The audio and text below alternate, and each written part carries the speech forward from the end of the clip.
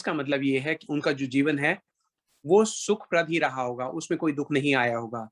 लेकिन कुंती महारानी के जीवन को जब हमने उस विषय पर अम, थोड़ा डिस्कशन किया लास्ट टाइम, तो हमने देखा कि कुंती महारानी के जीवन में तो बहुत सारे संकट आए हैं, है ना?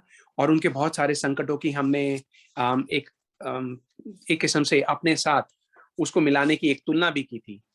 हुँ? तुलना करते हुए हमने देखा था कि भई जो कुंती महारानी है, कुंती महारानी का जन्म कहीं और हुआ, लेकिन उनको कुंती भोज जी ने गोद लिया, तो वो अपने पिता से, अपने परिवार से अलग हो गई। तो हम लोग भी इस संसार में अपने जो परमपिता हैं, उनसे अलग हैं, है ना? भगवान भगवत गीता में स्वयं कहते हैं, ममया वंशे जीवलोके जीवभूतः सनातनः। हम जिसके अंश हैं, हम उससे अलग होकर इस संसार में आए हैं। ऐसा ही कुंती महारानी के साथ भी हुआ। कुंती महारानी का जो पहले नाम था, वो प्रथा था। जब वो छोटी-सी बालिका थी, जब उनके जो दत्तक पिता थे महाराज कुंती भोज, उन्होंने उनको गोद ले लिया, तो उसके बाद उनका नाम जो है बदल दिया गया। तो हमारा भी इसी प्रकार से इस जगत में आते ही एक नाम दे दिया जाता है। आप सब लोग देखिए, सबके परिवारों में जहाँ कहीं भी, एक आत्मा जब एक शरीर में प्रवेश करती है और वो शरीर जब इस जगत में आता है, तो हम सब लोग बहुत खुशी मनाते हैं और सबसे पहली चीज़ क्या करते हैं, हम पूछते हैं नाम क्या रखा? है ना? तो ये जो नाम है, ये एक किस्म से हमारी नकली पहचान है। हमारी असली पहचान तो ये है कि हम भगवान कृष्ण के नित्य दास हैं, लेकिन हम उस पहचान को भुला देते हैं। कुंती महारानी जी का भी नाम चेंज हुआ। कुंती महारानी जब छोटी बालिका थी, कुंती भोज के महल में थी, तो उनके साथ एक वृद्ध दासी थी। तो वृद्ध दासी, आप यूँ समझिए, वृद्ध का अर्थ क्या हुआ? वृद्ध का अर्थ हुआ कि मृत्यु के बहुत समीप। तो हम भी यहाँ पे इस जगत में स्वयं भी और हमारे आस-पास के लोग भी, सबको हम वृद्ध ही समझ के चलें, क्योंकि देखिए मृत्यु कब किसकी कहाँ कैसे आ जाए, हमें नहीं पता, है ना? तो इस बात से हमने एक और बात समझी कि उनकी जो परिस्थिति है वो कुछ-कुछ हमारे ही जैसी है। उसके बाद उनको कोई भी सुख नहीं मिला। वो सब सारा हमने डिटेल में बात की थी, अगर आप लोग चाहें तो उसको पूरी क्लास को आप सुन सकते हैं। लेकिन हम थोड़ा-सा टच कर रहे हैं कि ये हमने कैसे किया था। उसके बाद हमने देखा कि उनके साथ अन्याय हुआ, उनके पुत्रों के साथ अन्याय हुआ। हम सब लोग इस जगत में सारा समय जब भी कहते हैं, और आजकल की तो जनरेशन बहुत बार कहती है, हमें ये वाक़या अक्सर सुनने में आता है, हम ये कहते हैं कि दिस इज़ नॉट फेयर, ये जो है ये अन्याय है। क्यों? क्योंकि हमारी मनपसंद का अगर कुछ नहीं हुआ तो हम सोचते हैं कि हमारे साथ अन्याय हो गया। तो कुंती महारानी के साथ तो सही में अन्याय हुआ था। हमारे साथ जो होता है, वो तो सिर्फ़ हमारे कर्मों का प्रभाव है, हमारे कर्मों का फल है। जैसा हमने किया है वैसा ही हमारे साथ आ रहा है। भगवान के बनाए हुए जो प्रकृति के नियम हैं, वो ना किसी के लिए ऊँचे हैं, ना किसी के लिए नीचे हैं, वो तो सबके प्रति एक समान ही हैं।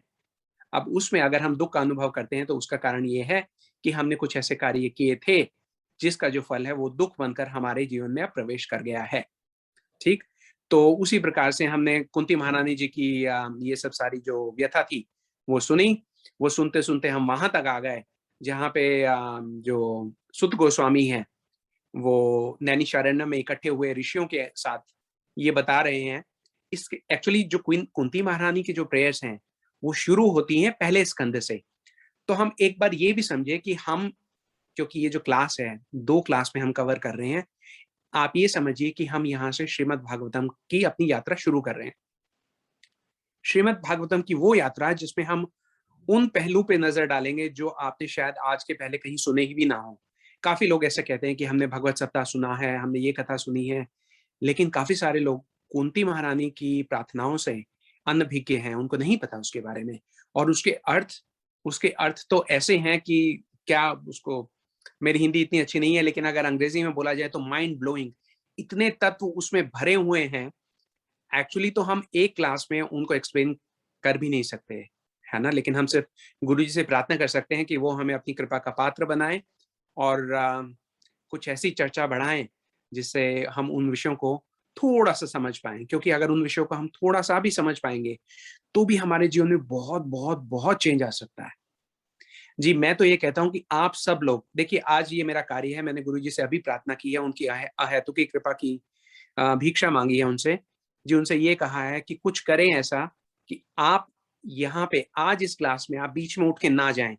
कुछ ऐसा करें कि आप लोग बंध जाएँ, क्योंकि आज की ये क्लास अगर आपने समझ ली, तो आप ये समझिए कि आपने अपने जीवन की एक बहुत बड़ी प्रॉब्लम, जिसको शायद सॉल्व करने के लिए जिस समस्या का हल करने के लिए आप करोड़ों करोड़ों जन्म ले चुके हैं लेकिन वो हल नहीं हो रही, आज आपकी इस क्लास में वो प्रॉब्लम सॉल्व हो सकती है।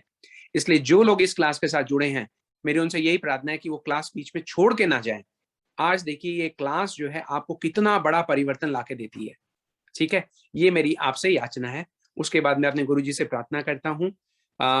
हमारे जो गुरु भाई हैं, पूज्यपाद श्रीमंत सुंदर गोपाल प्रभु जी, हमारी गुरु बहन है विशाखा दीदी, हमारे और भी बहुत सारे सुंदर सुंदर भक्त हैं जो इन प्रयासों में हमारी हेल्प करते हैं। हमारे ग्रुप में भक्ति दीदी हैं, गौरप्रिया दीदी, और भी बहुत सारे लोग हैं जो हमें बहुत तरीके से संबल प्रदान करते हैं। अजित प्रभु जी हैं, कृष्णा प्रिया दीदी हैं, वरेन प्रभु जी हैं, वरन्य गोविंद दास प्रभु जी, ये सब लोग हमें शुभकामनाएं देते हैं, हमें गाइडेंस देते हैं, हमें मार्गदर्शन प्रदान करते हैं। तो मैं इन सब लोगों से इनकी कृपा के लिए प्रार्थना करूंगा और हम इस यात्रा को शुरू करते हैं। तो देखिए सबसे पहले जैसे मैंने कहा, हम इस बात को समझे कि आपको लाइट नहीं आ रही, शायद हम इसको थोड़ा सा एंगल चेंज करते हैं। यहाँ पे लाइट ठीक है जी। देखिए बात हो रही है श्रीमद् भागवतम की। श्रीमद् भागवतम की जहां पे बात हो रही है तो उसके पहले स्कंद की बात हो रही है। हमने पिछली बार भी कहा था और इसको हम क्विकली एक बार रिपीट कर देते हैं कि श्रीमद् भागवतम के 12 स्कंद हैं। तो ये जो स्कंद हैं श्रीमद् भागवतम के, ये सारे के सारे स्वयं ठाकुर जी का ही स्वरूप है। अब वो ठाकुर जी का स्वरूप कैसे है, हम इसको समझने की कोशिश करते हैं। देखिए ठाकुर जी का स्वरूप वो ऐसे है कि श्रीमद् भागवतम के जो पहले 2 स्कंद हैं वो ठाकुर जी के चरण समझिए। ठीक, जो 3 और 4 स्कंद हैं वो ठाकुर जी की जंघाएं समझिए। जो 5वां स्कंद है उसे ठाकुर जी की नाभि समझिए। जो 6ठा स्कंद है उसे ठाकुर जी का वक्षस्थल समझिए। जो 7वां और 8वां जो स्कंद है वो ठाकुर जी की भुजाएं हैं। 9वां स्कंद जो है वो ठाकुर जी का कंठ है। 10वां स्कंद जो है वो स्वयं ठाकुर जी का श्रीमुख है। 11वां स्कंद ठाकुर जी का मस्तक है और 12वां स्कंद ठाकुर जी का शीश है। तो ये जो 12 स्कंद है आप ये समझिए स्वयं ठाकुर जी ही हैं। और श्रीमद् भागवतम जहां शुरू होती है उसके पहले भगवत गीता खत्म होती है। आप सब लोगों ने भगवत गीता का पूर्ण अध्ययन किया होगा, इसलिए आपको याद होगा कि भगवत गीता जहां पे समाप्त होती है वो समाप्त होती है शरणागति पर जाकर। जी, शरणागति पर जाकर भगवत गीता समाप्त होती है। भगवान कृष्ण बोलते हैं सर्वधर्मान परित्यजते माम एकम शरणम व्रजा अहम त्वम सर्व पापेभ्यो मोक्षयामि मां शुचा, है ना। तो भगवान ये कहते हैं कि आप सब धर्मों को छोड़ दीजिए। धर्म कौन से?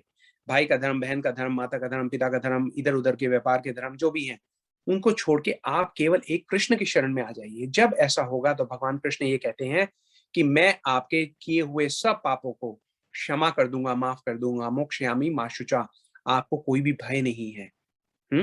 भगवान हमारा भय जो है वो ग्रहित कर लेते हैं भगवत गीता में। तो भगवत गीता यहाँ पे चलती है और उसके बाद हम आते हैं श्रीमद् भागवतम पे। ठीक, शरणागति हमने ले ली है। शरणागति जब हम लेते हैं तो हम किसके लेते हैं? भगवान के चरण का आश्रय हम लेते हैं। तो आज हम शुरू कर रहे हैं भगवान के चरण से। चरण मतलब पहला स्कंद। पहले स्कंद क्या है? देखिए थोड़ा सा हम इसको समझते हैं कि पहला स्कंद क्या है। जिस प्रकार से आज के हम देखते हैं कि संसार में काफी लोग मूवीज बनाते हैं, मूवीज बना के और उसकी ट्रेलर एक निकालते हैं उसको प्रमोट करने के लिए। तो पूरी मूवी के जो बेस्ट और सबसे कैची सीन्स होते हैं जिनको उनको लगता है कि इन्हें देख के लोगों की उत्सुकता बढ़ेगी, तो वो सारे जो सीन्स होते हैं वो 2 मिनट के ट्रेलर में डालने की कोशिश करते हैं 2 घंटे की मूवी के। उसी प्रकार से जो पहला स्कंद है उसमें देखिए कथा शुरू नहीं हुई है एक किस्म से, लेकिन इसमें वो सारी चीजें डाल दी गई हैं जो पूरे श्रीमद् भागवतम के ट्रेलर के लिए डालनी है। ठीक, हम ये देखेंगे कि हमें किस प्रकार दीनहीन भाव से इनको अप्रोच करना है। अब जब दीनहीन भाव से हमें अप्रोच करना है तो वो दीनता कैसे दिखाते हैं, है ना। जो स्तुतियां हैं वो स्तुतियां चुनी गई महारानी कुंती की, क्योंकि महारानी कुंती की जो स्तुतियां हैं वो बहुत ही ज्यादा हाई क्लास हैं। अब आप देखिए महारानी कुंती क्या कहती है। महारानी कुंती जो कहती हैं वो हमें काफी हद तक जो ब्रह्मा जी हैं, ब्रह्मा जी द्वारा एक श्लोक बोला गया है। और हमारे यहाँ गौड़िया उसमें परंपरा में हमारे गुरुजी तो ये कहते थे कि ये श्लोक वो है जो हर किसी वैष्णव को अपने गले का कंठहार बना के डालना चाहिए। तो ये श्लोक हमें अपने मन में जो कुंती महारानी की शिक्षाएं चलेंगी, आप ये समझिए श्लोक संख्या 17 अध्याय 8 स्कंद 1 17 से लेके 43 तक जो ये 26 श्लोक चलेंगे, इसमें एक कॉमन रनिंग थीम रहेगी और वो ब्रह्मा जी का ये वाला श्लोक रहेगा जो हम आपके लिए पठन कर रहे हैं उसका। वो ये है कि तत्ते अनुकंपा, तत्ते अनुकंपा सुसमीक्षमाणु भुंजना इवात्मा कृतम विपाकम हृदय वग्वापुरभि विद्यावान नमस्ते जीवेत अयो मुक्ति पदे सा दया भाग। इसका अर्थ है, अगर हम एक बहुत सिंपल लैंग्वेज में इसको एक्सप्लेन करें तो इसका अर्थ ये बनता है कि भगवान की भक्ति हमें करनी है जीवन में आने वाले दुखों का सामना करते हुए, और कितने भी दुख आए हमें उस दुख से विचलित ना होते हुए भगवान की भक्ति करनी है। यही तो कुंती महारानी कह रही जी। कुंती महारानी जो भी कह रही हैं, कुंती महारानी का मैसेज यही है। उनका ये कहना है कि हमारे जीवन में जितने भी कष्ट आए उनकी हम परवाह ना करते हुए अपने लक्ष्य से विचलित ना हो। हमारा लक्ष्य क्या है? भगवान के चरणों की भक्ति। तो अब देखिए, कुंती महारानी तो जो है वो क्योंकि भगवान की स्वयं एक परिकर है ना, इसलिए उनकी बात थोड़ी सी अलग हो जाती है। लेकिन हम एक देखते हैं कि आपके जैसे लोग, हमारे जैसे लोग जो कि साधक भक्त हैं, जब उनके जीवन में कष्ट आते हैं तो फिर क्या करना चाहिए? अभक्त मूढ़ और मूर्ख व्यक्ति क्या सोचते हैं? अभक्त मूढ़ और मूर्ख व्यक्ति जो नास्तिक होते हैं वो ऐसे सोचते हैं कि कहीं भक्ति करने से तो दुख नहीं आ गए, है ना? काफी लोगों का ऐसा मानना है और ये एक भ्रांति है। आइए हम पहले इसको डिस्कस करते हैं, क्योंकि ये सब सारी चीजें हमें कुंती महारानी की प्रार्थना समझने के लिए बहुत बहुत आवश्यक है। ऐसा क्या है कि कुंती महारानी जो है वो ये कह रही है कि मुझे दुख दीजिए। दुख क्यों दीजिए? दुख क्यों चाहिए कुंती महारानी को? कुंती महारानी को दुख इसलिए चाहिए क्योंकि वो दुख उनको भगवान की भक्ति में सहायक है। ठीक है जी। अब हम ये सोचते हैं कि क्या भक्तों के जीवन में दुख आते हैं? जी हाँ, भक्तों के जीवन में दुख आते हैं। आप ये बताइए कि दुख किसके जीवन में नहीं आते? सब लोगों के जीवन में दुख आते ही आते हैं, लेकिन भक्त लोगों के जब जीवन में दुख आते हैं और बाकी लोगों के जीवन में जो दुख आते हैं, उसमें एक बहुत बड़ा डिफरेंस है, बहुत बड़ा फर्क है। वो फर्क क्या है? वो फर्क आप ऐसे समझिए कि जैसे एक एग्जाम्पल लेते हैं। मान लीजिए कक्षा में एक छात्र है, ठीक? तो छात्र को ये बताया गया है कि उसका फिजिक्स का एक बहुत बड़ा टेस्ट आने वाला है और वो टेस्ट 1 महीने बाद है, क्योंकि वो टेस्ट नहीं देना चाहता, ठीक है? वो टेस्ट से डरता है क्योंकि उसको पता है कि टेस्ट का जो विषय है या उस एग्जाम में, उस परीक्षा में पूछे जाने वाले जो प्रश्न हैं, वो उसके उसके पास उनका उत्तर नहीं होगा और वो फेल हो सकता है। इस भय से वो टेस्ट देना ही नहीं चाह रहा, ठीक है? अब एक दिन क्या होता है, अध्यापक उसके पास आता है और उसको उसके पास बैठ के उसको समझाता है। वो ये कहता है कि देखो, ये टेस्ट दिए बगैर तो तुम आगे जा नहीं सकते, लेकिन अगर तुम ये टेस्ट देने की हिम्मत करो, तो मैं स्वयं तुम्हारे पास बैठकर उस टेस्ट को करने में तुम्हारी हेल्प करूँगा। उसमें जितने भी प्रश्न हैं, मैं तुम्हें मदद करूँगा उसके सही-सही उत्तर लिखने की। अब जब एक एक छात्र को ये आश्वासन मिल जाए, आप खुद ही कल्पना कीजिए, मान लीजिए वो छात्र आप हैं। वो परीक्षा ऐसी है जो आपको लगता है कि आप पास कर ही नहीं सकते। लेकिन जब आपको अपने अध्यापक की ओर से एक ऐसा आश्वासन मिलता है कि बेटा आप ये एग्ज़ाम ट्राई करो, जब आप ये एग्ज़ाम ट्राई करोगे, जिस क्वेश्चन में आपको डिफ़िकल्टी आएगी, मैं स्वयं आपको बैठ के उसका उत्तर लिखवाऊँगा। तो क्या उसके बाद भी आपको उसका उत्तर देने में कोई संकोच होगा? क्या फिर भी आपको उस परीक्षा से कोई डर लगेगा? जी, नहीं लगेगा। आपको उसके बाद उस परीक्षा, आपका दिल करेगा कि वो परीक्षा आए, आप उस परीक्षा में अपने अध्यापक की मदद से उत्तर लिखें, उस परीक्षा को पास करें और उसको आप साइड में करें। और उसके बाद भी आने वाले जो जीवन में परीक्षा हैं, उसके प्रति भी आपके मन से भय का भाव जो है वो उसी क्षण निकल जाएगा। ठीक? अब आप इस एग्ज़ाम्पल को अपने हृदय में धारण करके रखिएगा। इस एग्ज़ाम्पल से अब हम कंपेयर करने वाले हैं भक्तों के जीवन में आने वाले कष्ट। भक्तों के जीवन में आने वाले कष्ट भी कुछ इसी प्रकार के हैं। ठीक?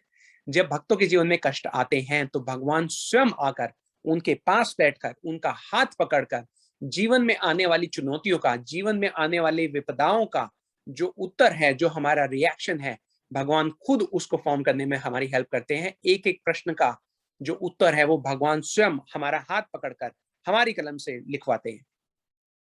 देखिए कितना बड़ा फ़र्क है।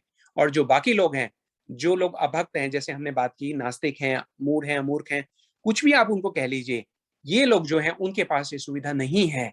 They don't have the access to the lord's mercy. हम लोगों के पास भगवान की कृपा की ये बहुत बहुत बहुत बड़ी सुविधा है। और अब आप एक बात, इसके बाद अगली चीज पे आइए। दुख आए, भगवान ने आपको दुख कटवा दिए। जितने आपको दुख जो थे वो आपको परेशान कर सकते थे, वो उतने परेशान नहीं कर पाए। दुख चले भी गए, खत्म भी हो गए, ठीक। लेकिन अब हमें ये भी सोचना है कि वो दुख आए किस वजह से। क्या वो दुख हमारी भक्ति की वजह से आए थे? जी नहीं, वो दुख भक्ति की वजह से नहीं आए थे। वो दुख तो इसलिए आए थे क्योंकि पुराने जन्मों के हमारे कर्म ही ऐसे थे कि हमारे कर्म ही ऐसे थे कि उन्होंने उन दुखों को जन्म दिया।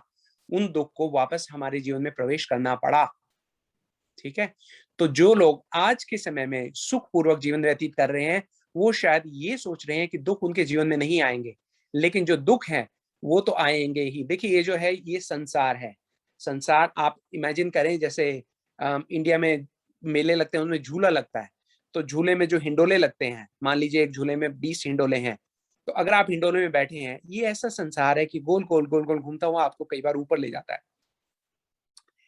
जब ये हमें ऊपर लेके जाता है तो ऐसा हम सोचने लगते हैं कि वाह, यहाँ से तो we are on the top of the world, ठीक।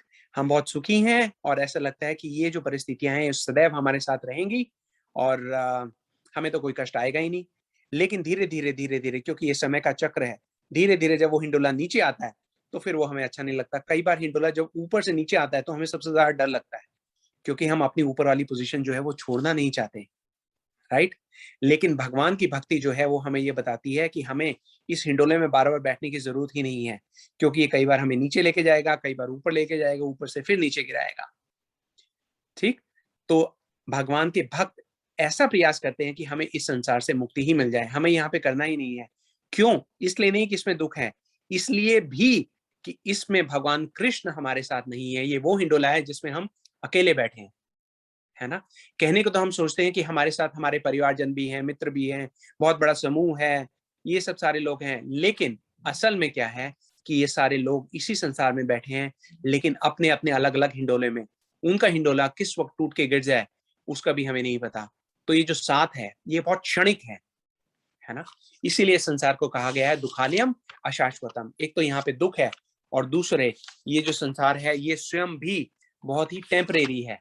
इसको हम ये नहीं कह सकते कि ये हमेशा ही ऐसा रहेगा, ठीक है। तो इसलिए हमें करना क्या चाहिए? हमें करना चाहिए भगवान की भक्ति। भगवान की भक्ति कैसे की जाए जी, उसको समझने के लिए आइए हम प्रवेश करते हैं महारानी कुंती की प्रेयर्स में। ये सब प्रेयर्स हमने यहाँ पे प्रिंट आउट करके रखी हैं। तो महारानी कुंती जो है वो अपनी जो प्रेयर्स हैं वो शुरू करती हैं, और वो ये कहती हैं, जैसे ही वो अपनी प्रेयर शुरू करती हैं, देखिए वो तत्व के ऊपर तत्व हमारे आगे पेश करती चली जाती हैं। पहला उनका जो श्लोक है हम उसको 1 मिनट के लिए पढ़ते हैं। अगर आपके पास सामने कुंती महारानी की प्रार्थना है तो आप लोग साथ साथ पढ़ सकते हैं, वरना हम यहाँ से पढ़ ही रहे हैं। तो वहां पे लिखा है, कुंती उवाचा नमस्ये पुरुषां त्वाद्यम ईश्वरं प्रकृतापरम अलक्ष्यम सर्वभूतानाम अंतर्बाहर अवस्थितम। अंतर्बाहर अवस्थितम। देखिए पहला श्लोक है, कुंती महारानी ने अपनी प्रार्थना शुरू ही की है, ठीक। आपने पिछली क्लास में सुना कि हुआ क्या। अश्वत्थामा ने 6 ब्रह्मास्त्र छोड़े, 5 पांडवों पर और एक उत्तरा जी के गर्भ पर। भगवान कृष्ण ने स्वयं उनकी रक्षा की, ठीक। भगवान कृष्ण ने 5 पांडवों की रक्षा की, कुंती के गर्भ की भी रक्षा की। और ये सब सारा जो है कुंती महारानी देख रही हैं कि जो ब्रह्मास्त्र हैं वो बढ़ने शुरू हो गए उनके पुत्रों की ओर। उनकी जो अभिमन्यु की जो वाइफ हैं उत्तरा जी, उनके गर्भ की ओर वो चलने शुरू हो गए हैं। लेकिन उन्होंने भगवान कृष्ण से ये नहीं कहा कि इनको रोकिए। उत्तरा जी की प्रार्थना आई, भगवान ने रोका, लेकिन भगवान उसके बगैर भी रोकते। कुंती महारानी अपने रक्षण के लिए कुछ नहीं कह रही। यहाँ पे वो जब प्रार्थना शुरू कर रही हैं तो वो बता रही हैं कि प्रार्थना कैसे की जाती है। अगर हम अपने जीवन में कोई भी प्रार्थना करते हैं तो आज हम सुनिए कि प्रार्थना कैसे की जाती है। सबसे पहले हमें ये पता होना चाहिए कि प्रार्थना हम कर रहे हैं तो प्रार्थना हम किससे कर रहे हैं। इस जगत के लोग प्रार्थना करते रहते हैं अलग अलग लोगों से। जैसे कोई नौकरी करता है तो अपने बॉस से कहता है कि जी मेरी आज एक प्रार्थना है। जब हम स्कूल में थे तो हमें प्रार्थना पत्र लिखना सिखाया जाता था कि भाई हम स्कूल को लिख रहे हैं कि हम नहीं आ सकते, हमें 2 दिन की छुट्टी दी जाए, इसकी प्रार्थना है। हम पेरेंट्स से प्रार्थना करते हैं, हम बॉस से प्रार्थना करते हैं, हम प्राइम मिनिस्टर से प्रार्थना, पता नहीं कितने कितने लोगों से प्रार्थना करते हैं, लेकिन कुंती महारानी यहाँ पे हमें ये बताती है कि प्रार्थना करनी है तो किससे करनी है। प्रार्थना अगर हमें करनी है तो वो प्रार्थना हमें भगवान से करनी है। भगवान कौन है, ये पहले श्लोक में ही कुंती महारानी ने बता दिया है, नमस्ते पुरुषम तो अद्यम। भगवान कृष्ण कौन है, भगवान कृष्ण आदि पुरुष है। देखिए कई जगह ग्रंथ में हम देखते हैं कि ब्रह्मा जी को भी लिख दिया है आदि पुरुष, क्योंकि वो सृष्टि के बाद पहले हैं, सृष्टि उन्होंने रचना की है। लेकिन भगवान कृष्ण जो हैं वो ब्रह्मा जी से भी पहले के हैं, ब्रह्मा जी तो उन्हीं से उपजे हैं। तो वो यहाँ पे ये बता रही है कि जो कृष्ण है वही है आदि पुरुष, वही कृष्ण है जो प्रकृति से परे हैं, और वही कृष्ण है जो ईश्वर हैं। ईश्वर देखिए क्या है, हम थोड़ा सा समझते हैं ईश्वर का मतलब क्या है। सिंपल भाषा में अगर हम समझा जाए, ईश्वर का मतलब है कंट्रोलर। कंट्रोल का मतलब है हर वो व्यक्ति जो कोई चीज कंट्रोल कर सके। भगवान ने इस जगत में देवी देवता हैं उनको भी ईश्वर बनाया है, क्योंकि उनको किसी ना किसी चीज का कंट्रोल दिया है। लेकिन यहाँ पे ईश्वर यूज किया गया है भगवान कृष्ण के लिए, जो कि परमेश्वर हैं, जो कि सर्वेश्वर हैं। सब ईश्वरों के ईश्वर हैं भगवान कृष्ण स्वयं। तो यहाँ पे कुंती महारानी कह रही हैं, प्रार्थना शुरू करते ही उन्होंने एक स्टैंडर्ड एस्टेब्लिश कर दिया है कि प्रार्थना करें तो प्रार्थना करें आप केवल और केवल भगवान से। तो यहाँ पे प्रार्थना के प्रारंभ में वो ये कहती हैं कि हे भगवान, आप ही हैं आदि पुरुष, आप ही हैं वो ईश्वर जो प्रकृति से परे है। प्रकृति तो भगवान ने स्वयं बनाई है। इसका मतलब क्या है, कुंती महारानी ये यहाँ पे ये कह रही है कि प्रकृति के नियम आप पर अप्लाई नहीं होते। जैसे कि एक और एग्जांपल पकड़ते हैं, मान लीजिए हम लोग जेल में हैं, ठीक है, वैसे तो हम जेल में नहीं है, लेकिन फर्ज करें हम जेल में पहुंच गए। जेल में पहुंच के हम प्रार्थना कर रहे हैं कि जेल से बाहर निकले। तो अगर हम उसी जेल में जो एक और कैदी है हमारे साथ वाले कमरे में रह रहा है, उसको ये कहेंगे कि चलो भैया आप एक कृपा करो मुझे इस जेल से बाहर निकालो, तो वो व्यक्ति हमें क्या कहेगा, वो व्यक्ति ये कहेगा, अरे भाई अगर इस जेल से मैं बाहर निकल सकता तो मैं ही ना निकल जाता तुमसे पहले, मैं तुम्हें कैसे निकाल सकता हूँ। तो यहाँ पे कुंती महारानी ये कह रही है कि हे भगवान, आप कौन, आप वो आप जो प्रकृति के परे हैं। क्योंकि देखिए अभी हमने डिस्कस किया, हमने इस बात को समझा कि हम सब लोग प्रकृति के नियमों से बंधे हुए हैं। क्योंकि हम प्रकृति के नियमों से बंधे हुए हैं, इसलिए हम बार बार इस संसार में घूमे जा रहे हैं, घूमे जा रहे हैं। इस प्रकृति से हमें कौन बांध रहा है, इस प्रकृति से हमें बांध रही है हमारा शरीर, है ना। शरीर कैसे बांध रहा है, शरीर बांध रहा है हमारे सूक्ष्म शरीर के द्वारा, जो कि 3 चीजों से मिलकर बना है, मन, बुद्धि और अहंकार। ये मन, बुद्धि और अहंकार वो कड़ी है जो आत्मा को जोड़े हुए शरीर से, ठीक है। तो कुंती महारानी ये कहती है कि हमें इस कड़ी से मुक्त कौन करा सकता है, वो करा सकता है जो स्वयं मुक्त हो। इसलिए यहाँ पे ये कहती है कि हे भगवान कृष्ण, आप जो इस प्रकृति से परे हैं, और आप वो हैं जो बाहर भी हैं और अंदर भी हैं। अब बाहर भी हैं अंदर भी हैं, क्या कुंती महारानी जी ने, हम क्या सोचते हैं ऐसे ही कह दिया? नहीं, कुंती महारानी जी जो है वो तत्वदर्शी हैं, उन्होंने देखा है, आंखों से देखा है उन्होंने। बाहर भगवान कृष्ण खड़े हैं और साथ ही साथ खड़े खड़े उन्होंने उत्तरा जी के गर्भ में जाकर वहां पे अपने प्रकाश, अपनी शक्ति के जो चक्र से जो ब्रह्मास्त्र था उसका प्रभाव उन्होंने विफल कर दिया। तो भगवान तो सामने भी है और उसी क्षण उत्तरा जी के गर्भ में महाराज परीक्षित की वो के रक्षण के लिए भी विद्यमान है। तो वो ये कहती है कि हे भगवान, आप अंदर भी हैं और बाहर भी हैं, आप से ही ये पूरी की पूरी सृष्टि निकली है और आप इस सृष्टि के कण कण में समाये हैं। तो देखिए इस एक बात में कितना कितना विरोधाभास है, ठीक। ये हमारे बस की बात ही नहीं है। हम एक ऐसे ईश्वर की बात कर रहे हैं जो कि कुछ भी कर सकता है।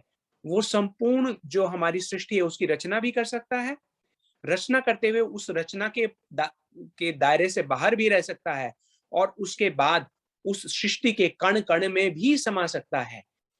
इसी को भगवान कहते हैं, इसी को ईश्वर कहते हैं। यही है हमारी प्रार्थना के योग्य, और यही है जिससे महारानी कुंती अपनी प्रार्थना शुरू कर रही हैं।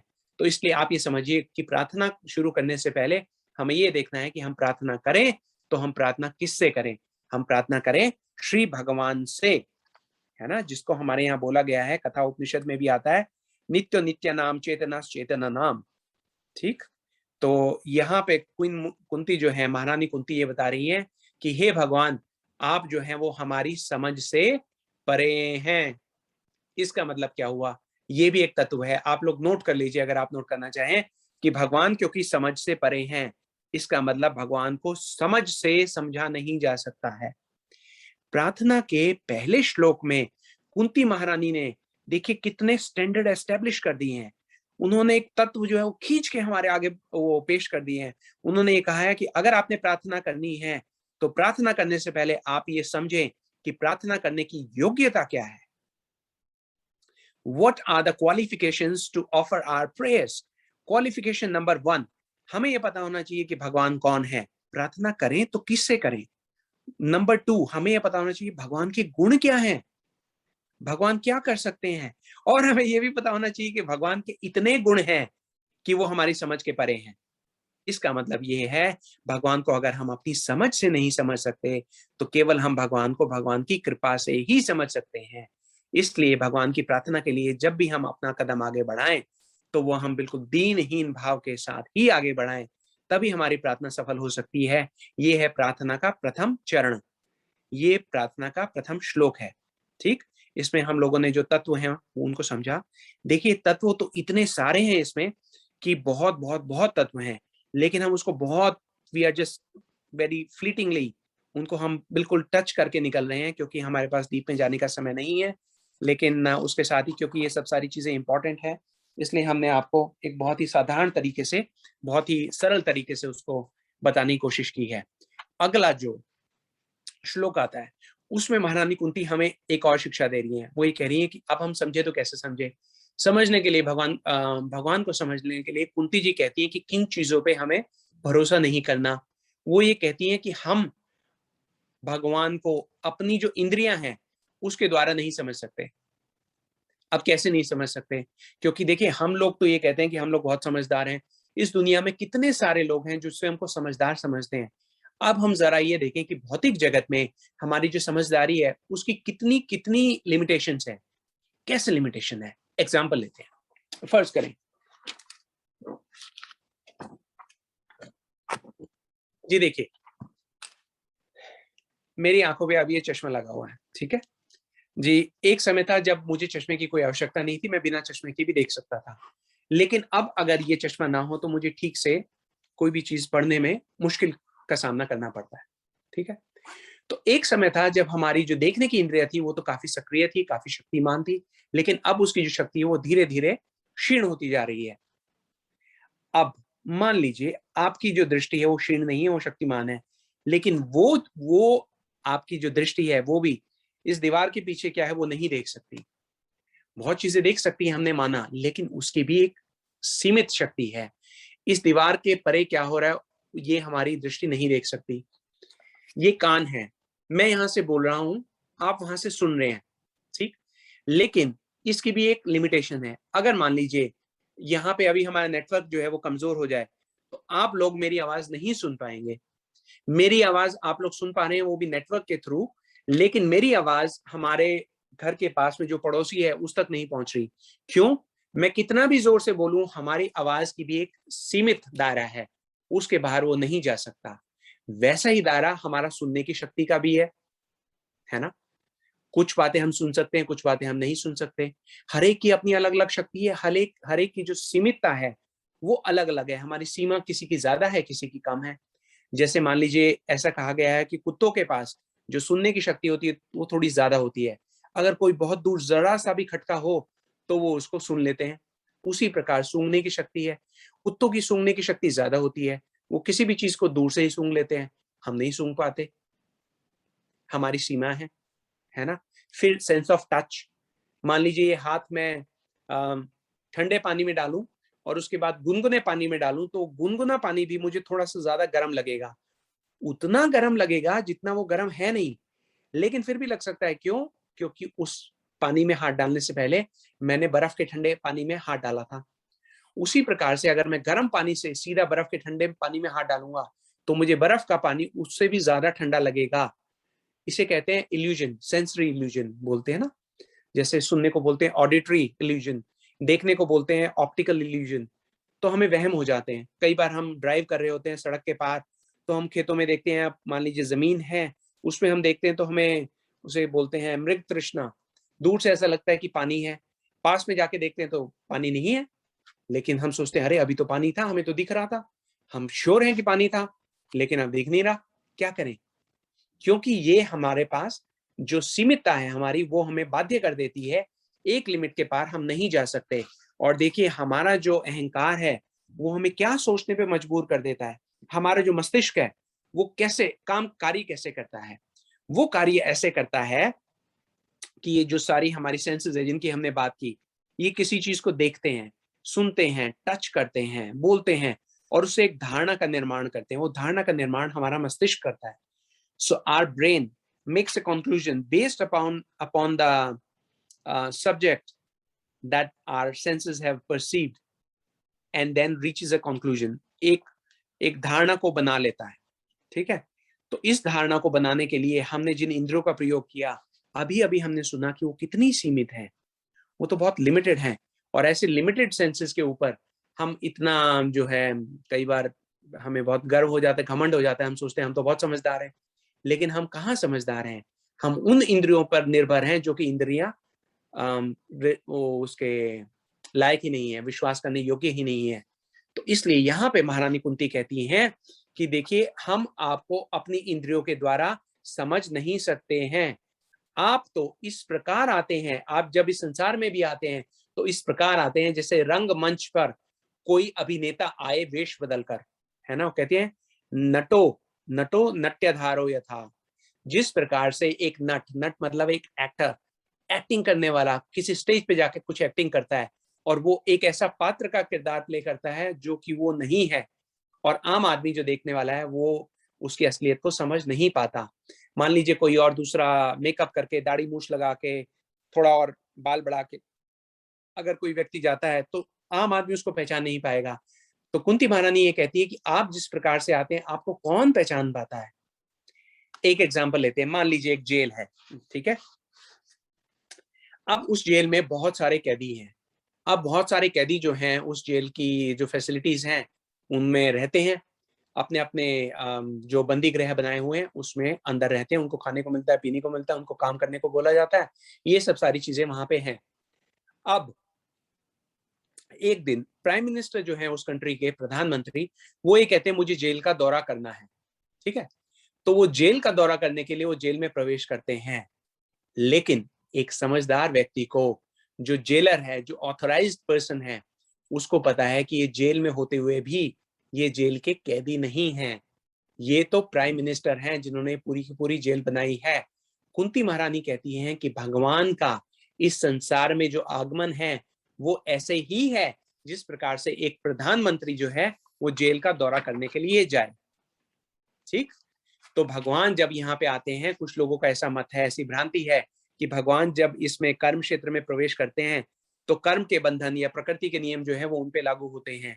यहाँ पे कुंती महारानी बिल्कुल हमें क्लियर कर रही हैं कि यहाँ पे प्रकृति का कोई भी नियम, कर्म का कोई भी बंधन भगवान पर लागू नहीं होता है, ठीक है? यहाँ पे कुंती महारानी दूसरा तत्व पेश कर रही है कि प्रार्थना करने वाले को पहले एक क्लैरिटी होनी चाहिए कि भगवान कौन है। अगर हम ये सोचेंगे कि भगवान भी हमारी तरह जेल में बैठे हुए एक कैदी हैं, तो हमारा उन पे विश्वास नहीं बनेगा।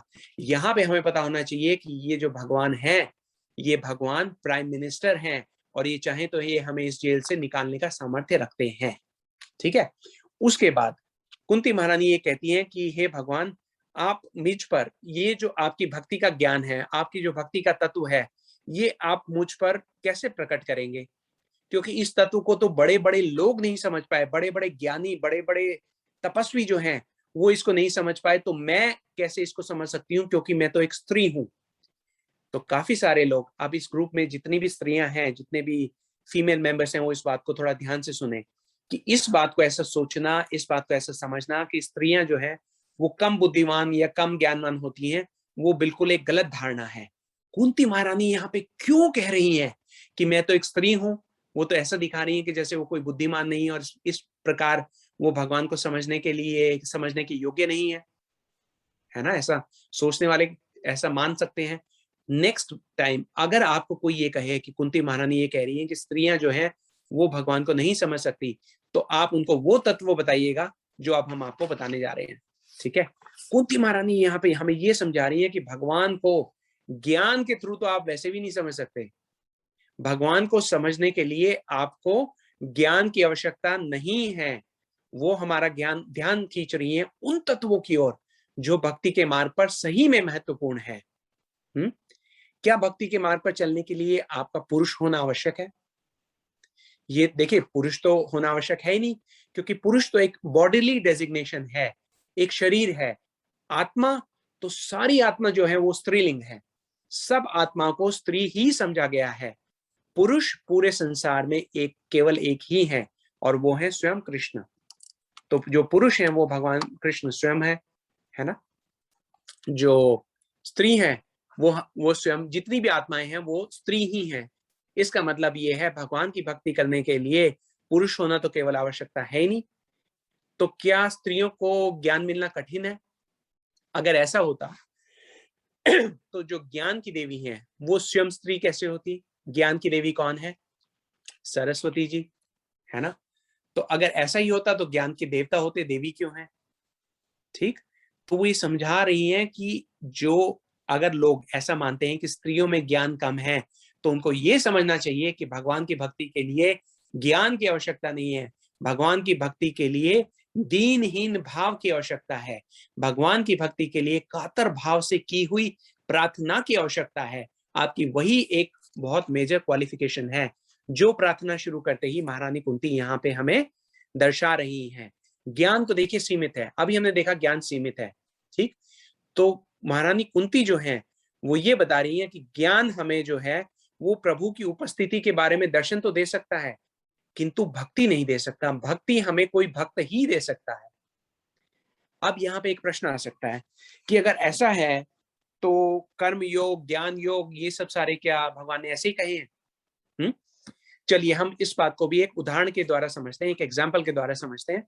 आप चाहें तो इस एग्जाम्पल को आप नोट भी कर सकते हैं जी। यहाँ पे आप इमेजिन करें, कल्पना करें कि आपको एक कंट्री से दूसरी कंट्री जाना है।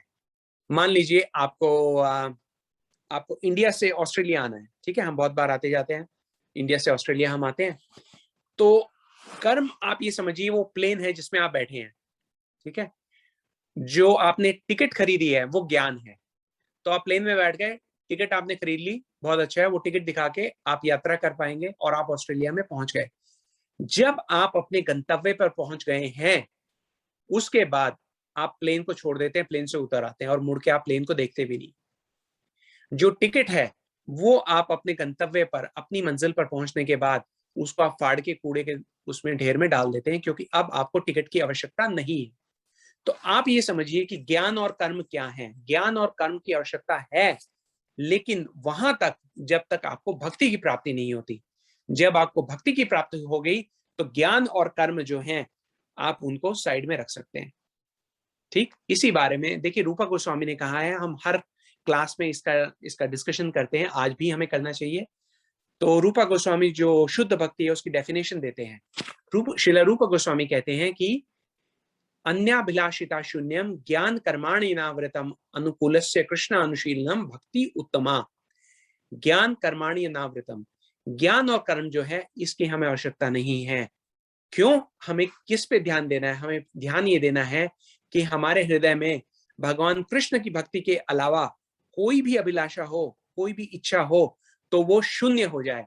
इसलिए भगवान ये कहते हैं कि रूपा गोस्वामी ये कहते हैं कि अन्याभिलाषिता शून्यम, ठीक। तो कर्म और ज्ञान जो है वो साधन तो हो सकते हैं, लेकिन प्रधान साधन जो है वो भक्ति है। और जिसके पास भक्ति है उसके पास तो यूं समझिए कि भगवान स्वयं ही प्लेन लेके पहुंच जाते हैं। आपको प्लेन में बैठ के भगवान तक जाने की जरूरत नहीं है। इसलिए कुंती महारानी ये हमें शिक्षा दे रही है कि हमें अपनी भक्ति को दृढ़ करना है। हमें अपनी भक्ति को दृढ़ करना है, क्योंकि ये जीवन मिला क्यों है? ये जीवन मिला है, जैसे लोग कहते हैं कि इस जीवन में हमें इन्वेस्टमेंट करना चाहिए। तो हमारा बेस्ट इन्वेस्टमेंट क्या है? हमारा बेस्ट इन्वेस्टमेंट है भक्ति में इन्वेस्टमेंट। हम लोग क्या करते हैं? हम घर में इन्वेस्टमेंट करते हैं, संपत्ति में करते हैं, पढ़ाई में करते हैं, बैंक में करते हैं, शेयर्स में करते हैं, कार पे करते हैं, है ना जी। तो इन सब सारी चीजों में इन्वेस्टमेंट करते हैं। किस लिए करते हैं? हम अपने जीवन को सुखमय बनाने के लिए करते हैं। लेकिन ये समझिए यहाँ पे महारानी कुंती कहती हैं कि अगर भगवान के दर्शन चाहिए, भगवान कुंती कुंती महारानी को हो रहे हैं भगवान के दर्शन, वो क्वालिफिकेशन हमारे लिए प्रस्तुत कर रही हैं।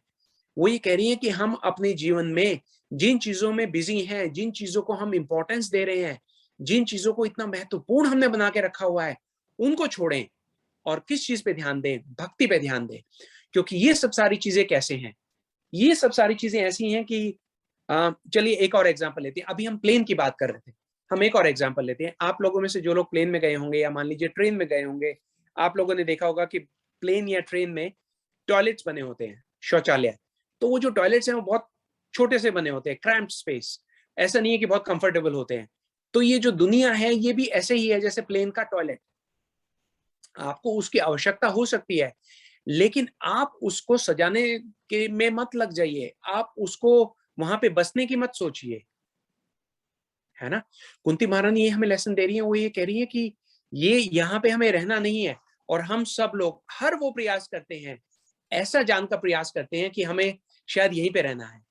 तो क्वीन कुंती हैं, जो कुंती महारानी जो हैं, वो ये बता रही है कि देखिए ये संसार जो है ये है दुखालयम अशाश्वतम, तो दुख का घर है। तो ये जो टॉयलेट है ये कोई रहने की जगह नहीं है। ये तो ठीक है, आपको आवश्यकता है, लेकिन उसके बाद यहाँ पे हमने घर नहीं बनाना, यहाँ से हमें निकल जाना है ना? और उसके बाद और क्या क्या कह रही हैं? देखिए कुंती महारानी आगे जो है वो उसको इंटेंसिटी को, अपने भजन की इंटेंसिटी को, अपनी प्रेयर की इंटेंसिटी को जो है वो बहुत बढ़ा रही है ना? वो ये बढ़ा रही है, वो बढ़ाते हुए हमें ये बता रही है कि हम जिन चीजों पर ध्यान दे रहे हैं, उन चीजों की पे ध्यान देने की हमें आवश्यकता नहीं है। हमें किस चीज पर ध्यान देना है, उस आवश्यकता के बारे में भी कुंती महारानी ने यहाँ पे बताया है। सबसे महत्वपूर्ण क्या है? सबसे महत्वपूर्ण धन नहीं, संपत्ति नहीं, परिवार नहीं, घर नहीं, नौकर नहीं, व्यवसाय नहीं, संतान नहीं, सुख शांति नहीं। महत्वपूर्ण अगर है तो वो है केवल और केवल भगवान की भक्ति। हाँ, और भगवान की भक्ति कैसे? देखिए हमने अभी बात की थी कि भगवत गीता जहाँ पे खत्म होती है वो शरणागति तक हमें लेके आती है। शरणागति जो है इसको हमें समझना बहुत बहुत आवश्यक है। शरणागति का आप एग्जाम्पल लीजिए। मान लीजिए कोई देखिए ये मैं एग्जाम्पल हम इसलिए ले रहे हैं ताकि आप एक पॉइंट को एग्जाम्पल के थ्रू याद रख सकें। ये एग्जाम्पल अगर आपने समझ ली तो एक बहुत बड़ा तत्व आज आपने समझ लिया।